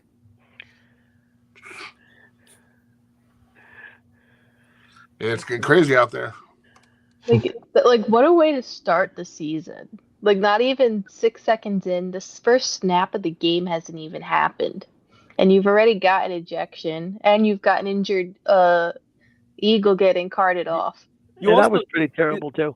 That also for future games, just imagine like you think that future guys now, not just quarterbacks, but O linemen or whatever, they're like, oh, this guy's so easy to bait. They're gonna use psychological on this guy all the time. And if he doesn't get better at warding it off, then he's gonna get baited into penalty after penalty after penalty. It's gonna be a nightmare for that. Does he have a history of doing stupid stuff before though, like in college? Yeah, I mean, this is the guy who was involved in that car chase that got a guy killed. That's right. You sent but on the field. Hang on. Or you go, Nick. I'm hearing everybody at once. What do you say? On the field. Oh, on the field. Not from what I've seen. He's not he doesn't have like a growing Vontaze Burfict type of reputation. If that's what you're asking. Right. I saw what you had sent me earlier about the fine. I'll do Robert De Niro. You talking to me? Yes. Okay. Taxi driver, right? Right. He doesn't know that reference either. So yeah. Bronx Tale. No, Luigi. Robert De Niro was the bus driver in A Bronx Tale. Right, but he's talking about Taxi Driver. Among the 50 or 60 movies that he made, Nicole, that is one. You know, fun fact, my grandfather actually used to get mistaken for Robert De Niro all the time. You got to show me a picture. That's funny. Yeah. It's actually really funny. When we went to see the Sebastian Maniscalco movie a couple years ago, and he was in it playing Sebastian's father, no joke, I saw my grandfather the whole time. And he had died the year prior, so it was like, holy crap. But yeah. the Robert De Niro in Goodfellas? Or what version of Robert De Niro? Older Robert De Niro. The Don Corleone Vito Robert De Niro? The more recent Robert De Niro. The more recent Robert De Niro? Excuse me. It's uncanny. Like when you look at it, it's like, holy so crap. Get a picture of Grandpa. Yeah. You don't have a picture of your grandfather? No, I have some. I just gotta surf for them because he died in 2021, so I have to go back a couple of years. And that's the grandfather who had the Seton Hall coat? Yes, class of 1964. Wow. So he saw Nick Workman play, right? No? He was getting his degree while he was working, so he did all of his classes at night. Wait, so Paul, is her grandfather with the thing you wanted to talk about with Art Hicks and Hank Gunther? What year was it? Nicole, I'm sorry. He graduated in 1964. Yeah, he would have been a freshman when that scandal hit. That would have been his first year at Seton Hall. It was 1961, 1962 when they they started making the arrests. Mm-hmm. Nicole, I think my father graduated that same year from Seton Hall. Really? Yeah. Anyways, though, the one thing I disagreed on with the league and the Eagles doing, they said that the game he was ejected for will serve as a one-game suspension. Why not make him suffer another game? Like, yeah, usually they do that. If you do something stupid, you get a one-game suspension. Yeah, exactly. Right, he didn't play. Right, I agree. He's in a box score for playing that game. Yeah, after talking to the Eagles, the NFL, and the NFL Players Association, Jalen decided not to appeal and focus on the Chiefs game. Eagles and Rosenhaus also worked on an agreement that the team will not use the suspension to void guarantees in his contract or seek sign-in bonus payment or forfeiture. Let him suffer. I'm sorry. Yeah, I agree. You put your bodily fluids on someone. You know how disgusting that is? Very disgusting. Why he was out for the game. But that shouldn't just count as a game. He You should have still got played one more 6 game. seconds of the game. That still counts. Oh, and I can't hear multiple people talking. That's exactly the problem I'm having. Paul first and Eli. No, I'm just trying to get my arms around the fact that we're now using the phrase bodily fluids on this. Yeah, that's But if you guys want to talk about setting precedents, though, I think There that's we go. a precedent where if somebody's pissed off at the end of a game and the game's out of reach, they could go spin on someone. They know they'll be playing the next game, right? They'll just have to sit out the rest of that game. Well, no, because that would be at Well, the no. end of the game. That's what I'm saying is that I think if it had happened later into the game, I think he would have gotten a full game the next game. Because this happened 6 seconds into regulation, I think that's why they considered that basic quote unquote time served. And again, like I said, for the way that the league has handled in a lot of people egregious situations, more egregious things as like 3-game suspensions, 4-game suspensions. I think you're going into really, really, really weird, not so good territory. I mean, I think they're already in not so good territory by the way they handle it. But you go to 2 games. I think all of us, it to me that sets a precedent that they think that those other things that are much worse are not as, or are only a little bit worse than that. And to me, I think that that's really screwed up. Eli, you go. To me, he played 6 seconds. The next game should be a suspension as well. That's just my opinion. If you played 6 seconds, look at Aaron Rodgers. He played 4 seconds before he had the Achilles injury. Yeah. But that counted as a game technically? Yeah. That's an injury though. It's not suspending a player. But he still played though. Both these guys still played. I agree with Eli. Eli, by the way, you have a good voice for this stuff. Yeah, it's his microphone. Yeah, you have a very good voice. Like, he has a very clear microphone too. That also helps. Like you can actually hear we can hear you very clearly. Yeah, he has a professional microphone. Appreciate it. As opposed to the one I got from Walmart. He has a good role. He talks very nicely. Good radio voice. That's what I said. Good radio. Not a radio face. I didn't say radio face. Radio voice. He's got Bobby as a mentor, so I'm not surprised. There you go. Yeah, my voice. When you do, but you better not ever hang up on me on Hall Line. That's all I'm saying. I'm gonna and you gotta let talk NIL. Have you met Joe Morales yet? Yes, I have. Yes. Ask him why he hangs up on Nick and after 50-year caller Nick and then Jeff. Hi, Nick Neal, what do you want to talk about? Oh, NIL. Click. So you would have been hung up on WSOU because that was the first thing you talked about, NIL. And it's Nick from Milburn to those guys. Oh, okay. I know who that is now. He's right there. Right here. What are you talking? What are you talking about? What? Were you on Joe Morales? Who are you talking about? Yeah, Joe Morales. Yeah, he knows. Stop. Now I got to go the other way. I got to be fair. Nicole, please don't pick on Luigi. Oh, that pirate ship sailed about 5.5 years ago. I mean, this is mutual. This is not like. I mean, I at the beginning I was just sticking up for Nicole, but now I see. I can't hear who's saying what. As Nicole interrupts everyone and she says, "Stop talking." Yeah, welcome to my world. Wait a minute. Time out. Did you really not realize that's Nick from Milburn right there? No, I knew that was Nick from Milburn. Yeah. He didn't know who Joe Morales was. I thought you said you didn't realize that this was Nick from Milburn. No. I was gonna say, wait a minute, what? No, I actually saw Joe Morales at the volleyball game. Joe's a good guy. Joe's a really good guy. I met him at the camp twice. Yeah. A really good guy. Yeah, he really likes to hang up on people though, but that's all. And you can't say another caller's name. If someone call, there you go, Nick the NIL man. Like if someone calls and says something, you can't call and say I disagree with so and so, or that's what did they say? Inappropriate or something like that. If you're going there, got to straighten that department out. Because last year was the worst year in the history of Hall Line, without a doubt. And everyone says so, just not me. Got to straighten that mess out. Who's in charge? Joe Morales. No, but now isn't it the same as Chris? No, the girl's in charge. Lauren. You're there. You don't even know who's in charge. Well, I emailed the stage manager. It was Chris. No, the WSOU sports director. Oh, sports director. Yeah, no, I don't know. No. You're going to be working for the sports department. You know who the director is? Not yet. No. Okay, it's only been 3 weeks on campus. That's okay. It's Lauren. All right. Lauren's actually a member of the Facebook group as well. She actually made a posted. post. Lauren will not come on the show. I don't know why. We will treat her with respect, not like we get treated on WSIU, but yeah. Or the way we treat each other. So Bobby, I'm gonna have to do that whole gainful employment thing. Yeah.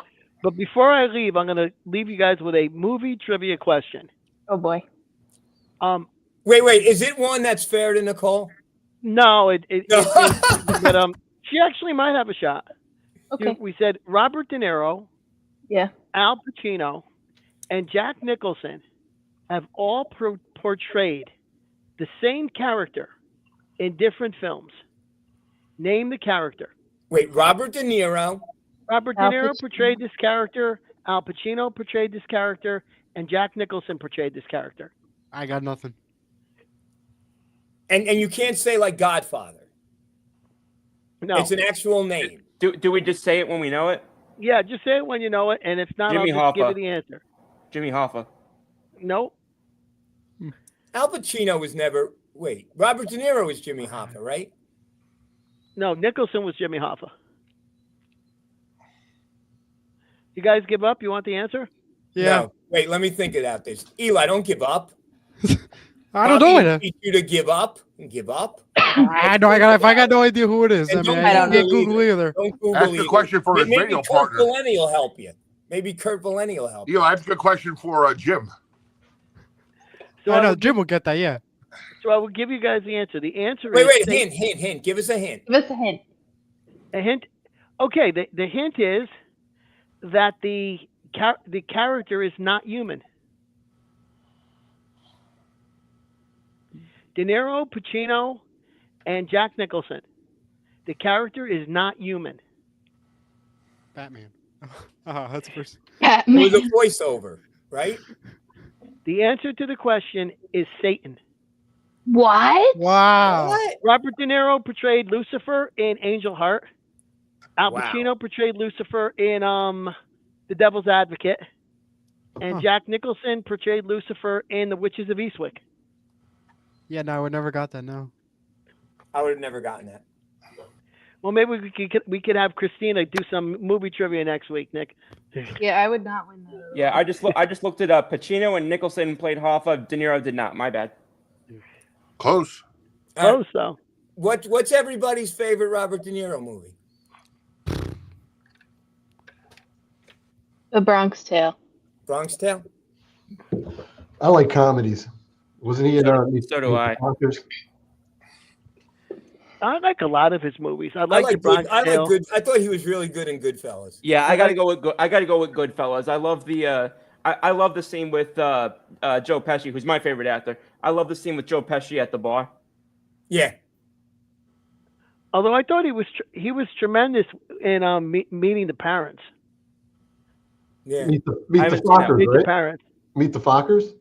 Well, the first one, Meet the Fockers, was a sequel. Luigi, what was the movie that he played the Eagle fan? The movie that yes. he played.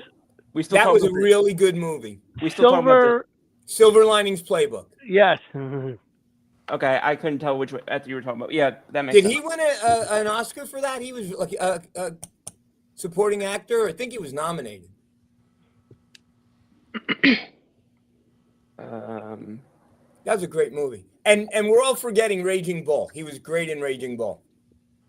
Yeah, he I can't find anything that says that he won an award, but my computer's also being very slow right now. Okay, well, folks, I'm gonna Wait, don't leave. I got the picture of my grandfather. Ooh.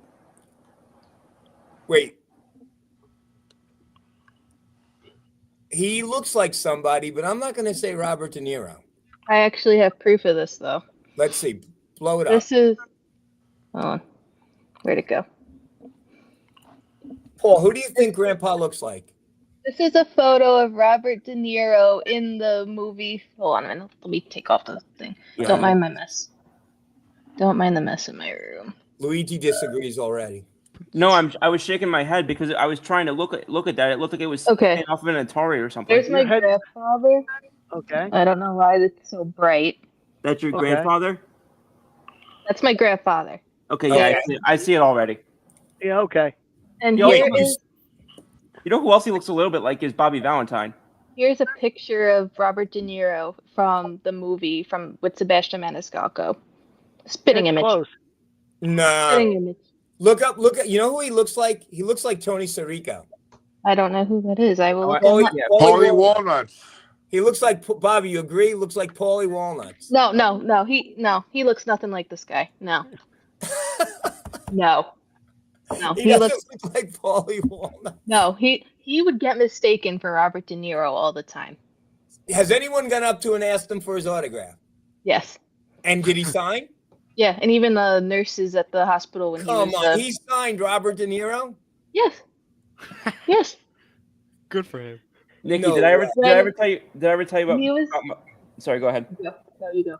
First of all, Paul's gonna go to bed. Paul. Good night, Paul. Good Good night, night, Paul. guys. Good night, Paul. Good night, See you Paul. next week. Good night, Paul. Yeah. Good night, Paul. Okay, Scoop, you go. What the hell was I saying? Oh yeah. Did I ever tell you about my my uncle who had to work in Albany for a while and would always get confused for Chris Christie? No. Huh. Wow. It was bonkers, but like when he was younger, yeah, like I don't have any pictures on my laptop, but just you're talking about your grandfather reminded me of that. But yeah, he would get mistaken for Chris Christie all the time. People would come up and want pictures with him, and I don't know if he ever signed autographs as Chris Christie, but he definitely got asked for pictures plenty of time. That is hilarious. Bobby, No, Matt Sweeney got the legend is that Matt Sweeney got someone thought he was a professional wrestler. You want to guess what professional wrestler? George Animal Steel. No, oh, that's bad. I don't even Big know who that is. The Big I don't know Show. either. Who? No idea. They said Matt Sweeney. Someone thought Matt Sweeney was a Big Show. Oh. I'm not a big wrestling fan, so I would. Me No neither. one knows. Sorry. No. No, but the story that my dad told me, my Nana's sister, it looked a lot older. So a lot of people assume that she was my grandfather's mother. So the story goes that he took her to the hospital for some tests that she had to get done. And when they got there, like the nursing staff and everything were like, "Oh, Mr. De Niro, such a Oh my God. like nice thing to like see you take your mother to her appointments and stuff like that." And he played on it. Like no joke. I So can't it was believe he would sign autographs for Robert De Niro. I think he did one or two. I don't remember how many, Somebody's but running around saying they got a Robert De Niro autograph and it's Mr. Gizzy. Oh my God. Jiminy Cricket. and hey, if it wasn't for him, the Seton Hall legacy would not have started. It's true. Nikki, is your sister ever going to come on this show? She knows nothing about basketball. Okay.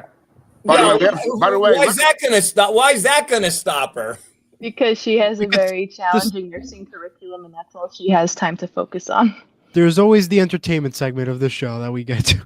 There you I go. know, There you but go. He's her learning. schedule- Pop her culture. That's schedule- right. Pop She's- culture, that's the answer. She's very busy. Like she doesn't even have time to watch those anymore. Like she's always in her books. Nicole, you were a triple major in college. How could anyone have been more busy than you, and yet you did all your other extracurricular stuff? I don't know how you did it. I did, but also nursing and business are not the same whatsoever. That's a very good point. But you had three majors. Yeah, but I also figured out ways to balance my time. Well, I mean, personally, I don't think I slept the entire time I was at Seton Hall, if we're being honest. People would ask me, when do you sleep? Yeah, Because and I've always been I've doing- asked you that about 18 times. Yeah. He was there when I was at campus. Like literally, I was either at club meetings, You starting pointed a the wrong. club. You pointed the wrong way, Nikki. This way. Nikki, That's me. my Oh, wait. son's my it's a mirror image. My son's fiance does commercials for PBS. So she like does 1 a.m. she's doing Mountain West games and stuff like that. So she has to be up. And she's like, Yeah. who watches those games? And I'm like, insomniacs, compulsive gamblers, and Nicole Gizzy. That's so well put. Luigi gave me a compliment. Oh my God, he throws around compliments like I throw around manhole covers. Thank you, Luigi. No, it's funny. I actually only have an That was ESPN so Plus random. subscription because I wanted to watch non-Devils games. And that meant even the West Coast games that I don't get, like Vancouver and And all those Anaheim. games. Yeah, fair enough. Love Yes. But See, I'm trying to other than the sleep at night, Flyers, and I I'm hear not in a watching group any other text, games. you're putting in that Boise State is beating somebody, and it's 1:30 in the morning. I'm like, oh my God. Yeah, I And then don't. she comes on Yeah, our no. show and says she knows nothing about college basketball. And Yeah. that's That why was I all talk that was odd. Nicole, who is the Luigi? 1 second. Who is the main impetus to getting you on the show? Who got you What on happened? Who got you on the show? Who gave you the confidence and said you could do this? You. Thank you. And I was right. Just like Bobby saw it in Eli, and I don't know who saw it in Ryan or Luigi, but Well, I saw it in you, Nick. oh, thank you. Thank you. Wait a minute. Yeah, Little I Smith wanted, number. I wanted nothing but to be behind the scenes when all this started because I just did not think that this was my thing at all. But honestly, I just see this like a giant FaceTime call. That's what pretty much it is. Anyway, that's Yeah. what I take it as. Like, I know that there's probably other people watching, but Yeah. By the way, we have a quick announcement. Somebody on the Facebook page, Terry Higgins, posted again. It didn't make our ledger here, our on-screen comments, but he says he has 4 tickets to the game tomorrow night. That gets you a Seton Hall Yankees jersey. oh yes, that's a real event. By the way, as I did 2 years ago, anybody who gets me a Seton Hall Yankees jersey, I will gladly take care of them. As with the hat I wear a lot, I have right here. Shucks, I want to see a Yankees jersey. You have to go to the game though to actually retrieve the jersey. I didn't say I could go. I just said I want one. I thought you said you wanted. He's going. I was like, I do want one, but that don't mean I can go. Go online and buy it. Go on eBay. This is what Luigi, what sporting events can you go see there in Mississippi? Mississippi State, Mississippi, like Ole Miss Rebels, and I'm actually not that far from NOLA, so I could go to Saints games or Pelicans games if I plan a little bit in advance. I haven't been to, but I particularly, because I'm a Pelican fan, so I particularly want to go to a Pelican game at some point. But I think going into a Saint game would be a cool experience too. how far? Yeah, I was so mad. I was down there in Mississippi way earlier with my mentor for a college football showcase game. We were on, I forgot which campus we were on. We were in Jackson, Mississippi, and I did not realize we were that close to New Orleans. So the one night we had nothing to do, I was like, we could have taken a ride to New Orleans. Yeah, I mean, you said Jackson. That's where I live. Oop, you need to go to some Mississippi State games for me. You know why? Well, because I'm Did studying. you watch there? the games? No, not just that. Probably because US that's where Dak Prescott went. He likes the mascot. Yeah, he's onto something. U.S. News put out on the first weekend of college football game day the college mascots that are dogs. Oh no! And Now you see why I was shaking my head. my surprise, we've got Bully the Mississippi State Bulldog. Look how cute he is. I'd love to, but he's so pixelated I can't see. Oh, I'm sorry. Is that better? Oh, he's cute. But yeah, there's more bulldog mascots than there are regular mascots, like live bulldogs. We got Handsome Dan from Yale. We got Uga from the University of Georgia. We got Jack the Did you say Bulldog Uga? from Georgetown. Yes. She said Uga. Yes, she did. Yeah, they still have Uga. We have Butler Blue, who's my personal favorite, from Butler University. And we got Bully, the Mississippi State mascot. And yeah, there's a couple of other dogs too in this mix I didn't know about, but it's majority bulldogs. Fascinating. I love bulldogs.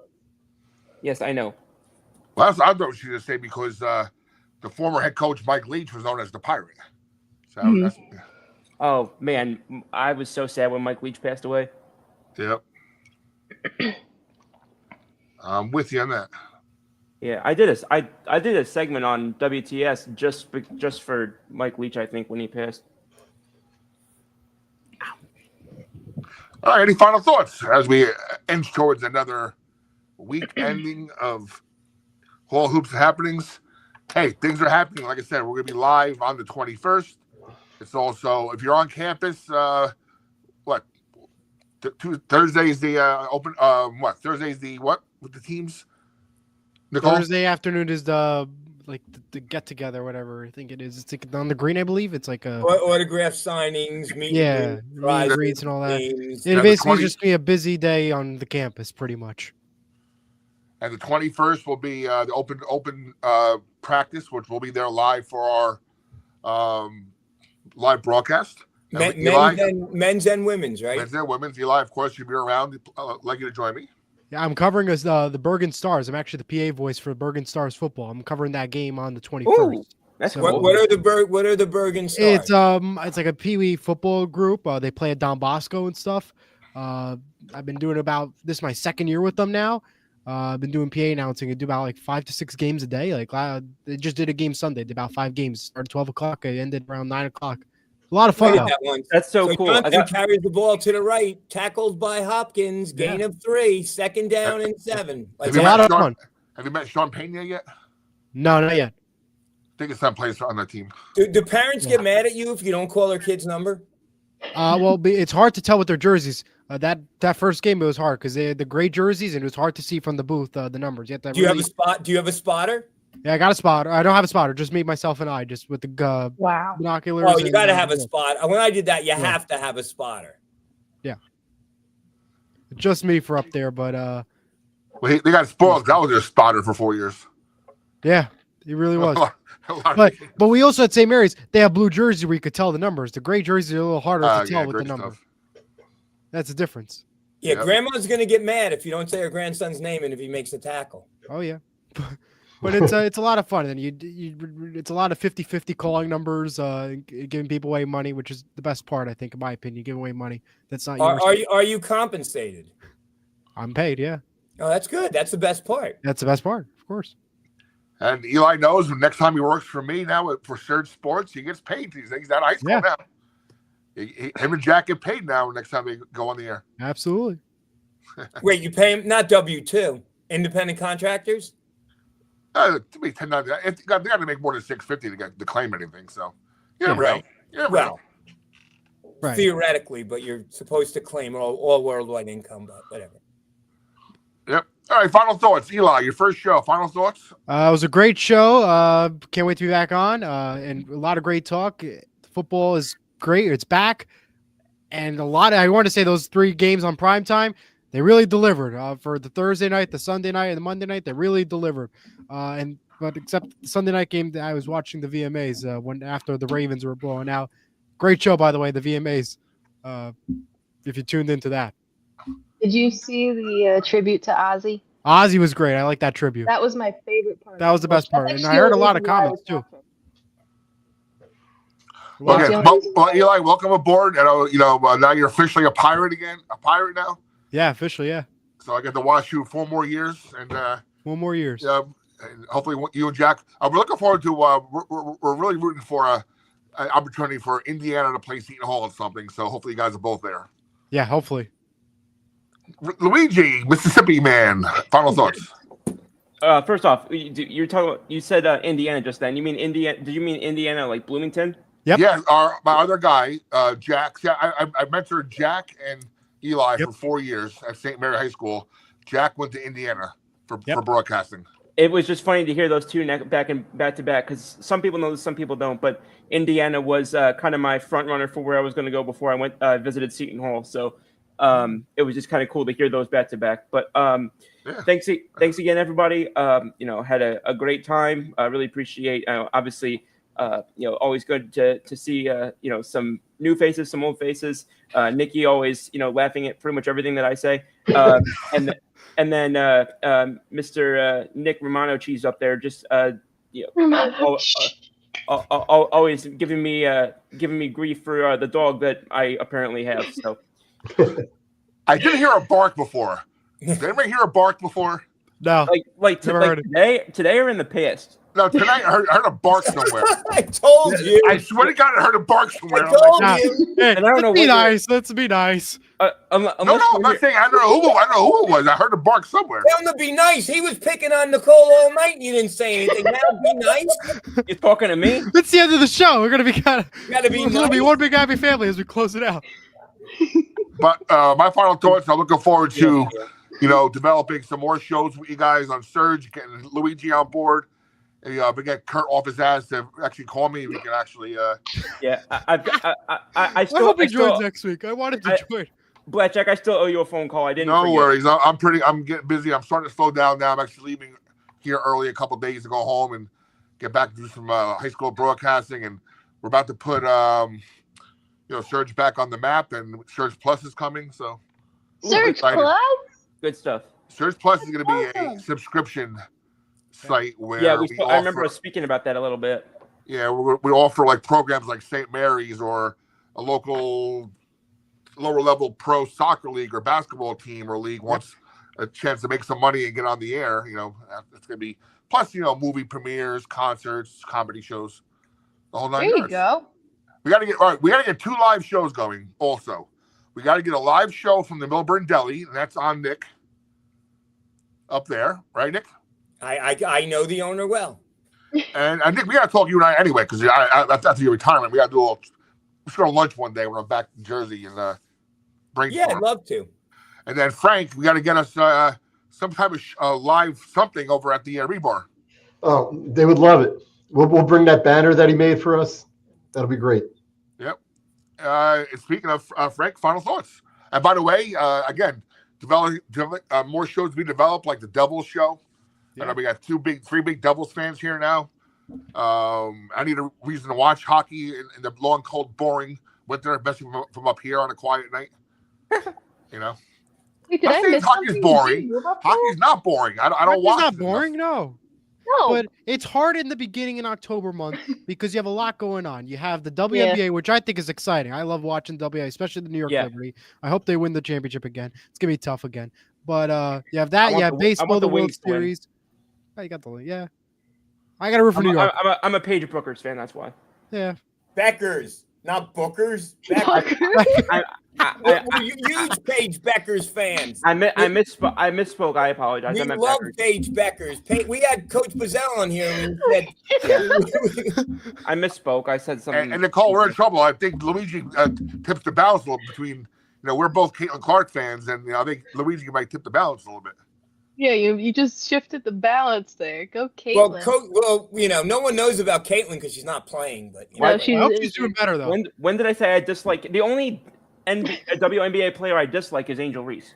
Yes, thank you. There's a lot of controvery. Of course, you can. I just like Caitlin Clark. I think she's a punk. I've said that on the air. Absolutely overrated. Paige is better. Cheap shot artist, everything else. She gets away with murder. You could argue overrated because she's not playing right now and she hasn't really done too much. When she was playing. Ooh, boo. Ooh, I'm gonna have to disagree with that one. Not a fan at all. That's a disagreement.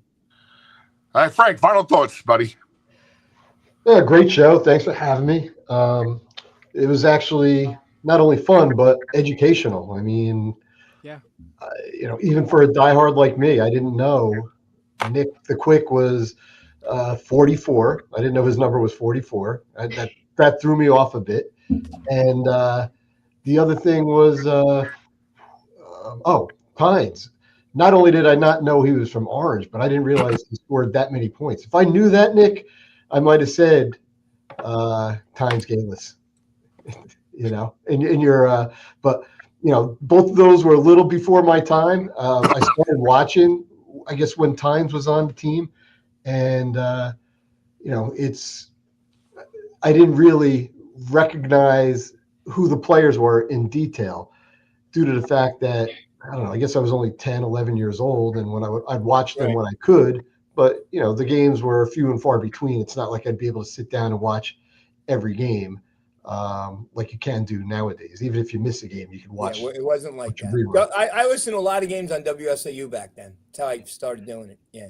Well, yeah, no, I did that, but I mean, I was young, I was active. Like I probably had my own basketball games. I actually played hockey back then too. So I think every night of the week I had something. So I would come in and see a little here, a little there. But no, that was thanks. It was educational, as I said, and no, very fun. By the way, small story no one knows, Frank. One of Frank's good friends from college is my best friend's brother. Wait, hang on. One of Frank's best friends from home is your best friend. One of his college friends. One of his college friends from home is your best friend's brother. Yes. Okay, we got there eventually. Okay. So my brother is. Oh, your brother. I'm sorry. Yeah, your brother. I'm sorry. My brother is good friends with one of his best friend's brothers. Your brother is best friends with one of his best friend's brothers. Yeah, growing up, they were like really good friends. And There was also a Seton Hall Pirate, and we actually were on the same intramural team together back in the day. Frank, wasn't one of your Seton Hall roommates a basketball player? Yeah, my roommate played. I thought so. He scored. I don't remember who. He scored two. He scored in the championship game against Michigan. Who was your roommate? Pookie Wigington. Oh, that's right. You said that. Yeah. Yeah, Yeah, you did. I just can't remember the name. The retired Nick from Milburn. Any final thoughts? Yeah. So, William from Orange just said that Greg Tynes was a great player, and William, Greg Tynes went to Orange High School. Another Seton Hall player went to Orange High School. Before I go off, you want to take a guess who it was? Frank, this was not before your time, so you should know this guy too. Repeat that.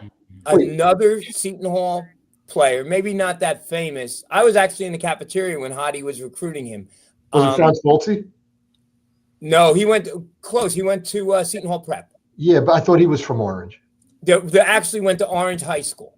Okay, so went to This Orange. player went to Orange High School, but that was good with Franz Volsi. I told you you'd balance me out with your knowledge. Was it a guard or? It was. I think he was either a power forward or a small forward. And William, Nate, first name Nate. No. Wait. They weren't. I think he played. He might have played with Calandrillo. It's on the tip of my tongue. I'm driving poor Frank. Not Bobby Hurt. Bobby Hurt was from Montclair. Oh my God! And Bobby Hurt didn't go to Seton Hall. Oh my God! Come on, not Bobby Hurt. And Bobby Hurt went to Montclair. He didn't even go to Orange, unless Montclair I think stole he him did from go to Orange. It says he went to Seton Hall starting in 1949. Bobby Hurt? Yeah. Oh well, but he didn't go to Orange. Nick, you're 0 for 2 on calling people out. I'm 0 for 2 in my memory. Anthony Volpe over there. Anthony Volpe? Don't compare me to that machine, Anthony Volpe. Come on. Shots fired. No, I love Nate Rogers. If Bobby Hurt went in 1943, then that's way before me. Then I stand corrected. But Yeah, Nate that's not who I was thinking of. I wouldn't have gotten that. Yeah, Nate. But I'm sure wasn't Bobby Hurt then the coach of Montclair? Bobby Hurt had something to do with Montclair. Let me look. Bobby Lee Hurt. Sounds like a drummer.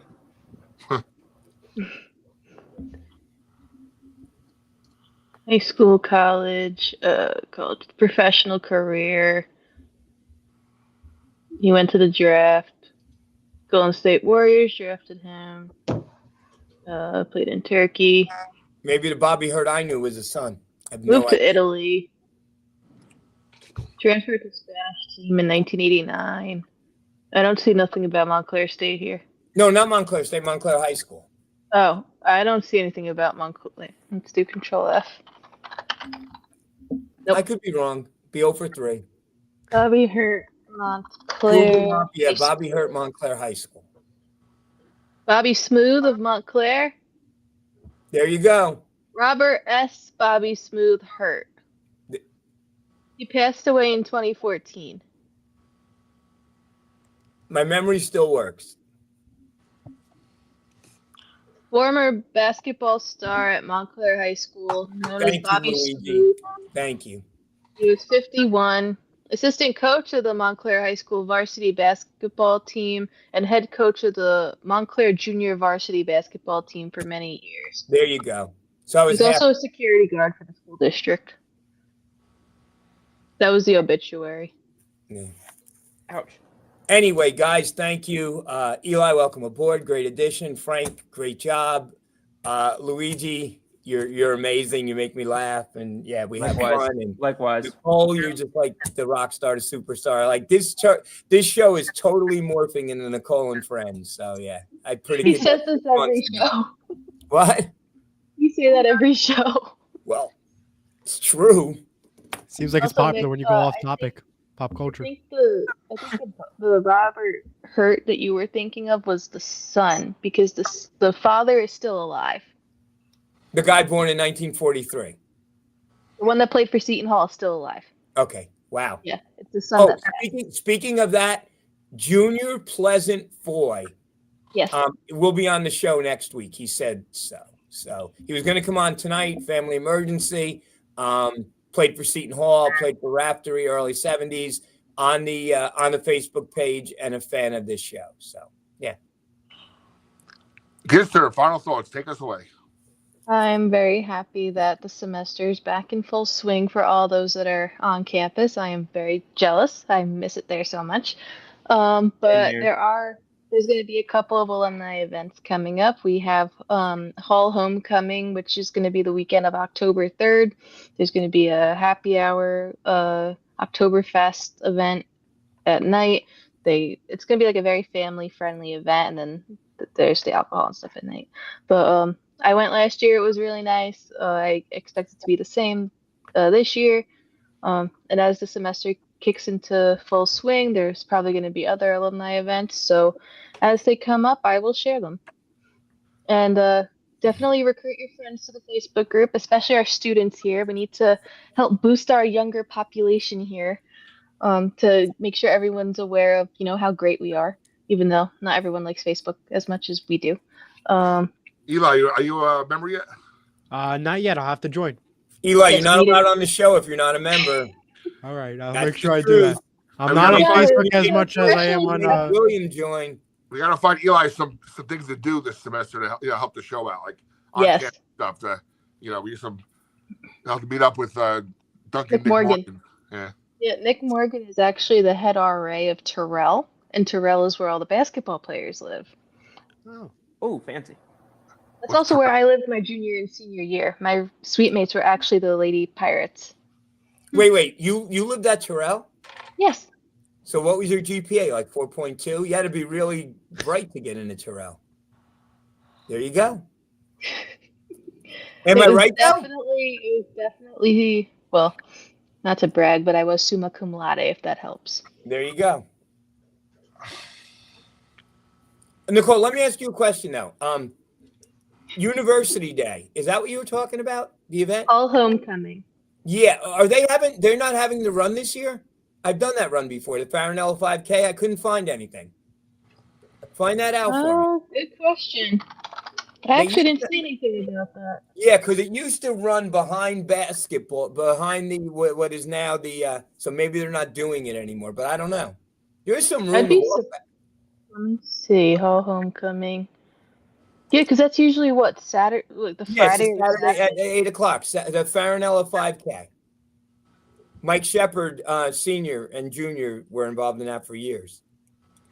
I'm surprised. I don't. You know what? I completely forgot about that. Yeah. I could ask if you want. Ask. Since Yeah, you're on I'll the ask committee, for you. that would be great. I'll ask for you. Thank you. I'm still waiting for the medal that I came in third in the 50 to 60 age group, but yeah, They still didn't give it to you? still didn't give it to me. Gave it to somebody else, but that's okay. Did Who's you keeping contact track? someone about that? Who's keeping track? Who's doing it for medals? Did you contact someone about that though? Yeah. Told me it was a mistake. Who's wanted to get no big deal Okay. in the past. Yeah, I will look out for that because I low-key did forget about that. I never attended it. I would usually come after and help set up with stuff like that. Thank you. But yeah. Yeah. In summary, great show. The group is going to start getting into full swing again. I got to start working on the game thread graphics for this season. I have not been doing too well on those. I'm just going to take what I had last year, copy and over for this year, just switch the times, teams, all that, make my life easier because working full time and doing that, life's crazy. So, yeah, but I will get to that some point before preseason starts or non-conference, as they like to call it. All right, we have 2 more weeks to go. Like I said, stuff's starting to happen. Stuff starting to occupy the maps, the calendars of Seton Hall basketball, men's and women's, and we're almost there. And now we have a retired Nick from Melbourne. He's now covering swimming, volleyball. What else? There you go, volleyball. I heard soccer's doing good. Have you checked out a soccer game yet? Men or women's? I think women. I heard they were still. I gotta check it out. Good Yeah, they're undefeated after 5 games. Undefeated, yeah, I heard about that. Yeah. Wow. Good. Yeah, you told me to shout them out that one time. I think they were 0-3 at that point. No, 0-3. No. They haven't lost. 3-0-2, and I think the men are 1-1-2. Yeah. 1-1-2, right. So only 1 loss out of 9 games between both of them. Right. That's incredible. Not bad at all. Volleyball's 3-3, Nick? Yeah, volleyball might be in for a little bit of a rough year. They're young, but you never know. Teams get better. Yeah. All right, we're off. Go Steelers. Go Giants. Go Seahawks. Go Irish. Go Pirates. Oh, we need a big win, Nick.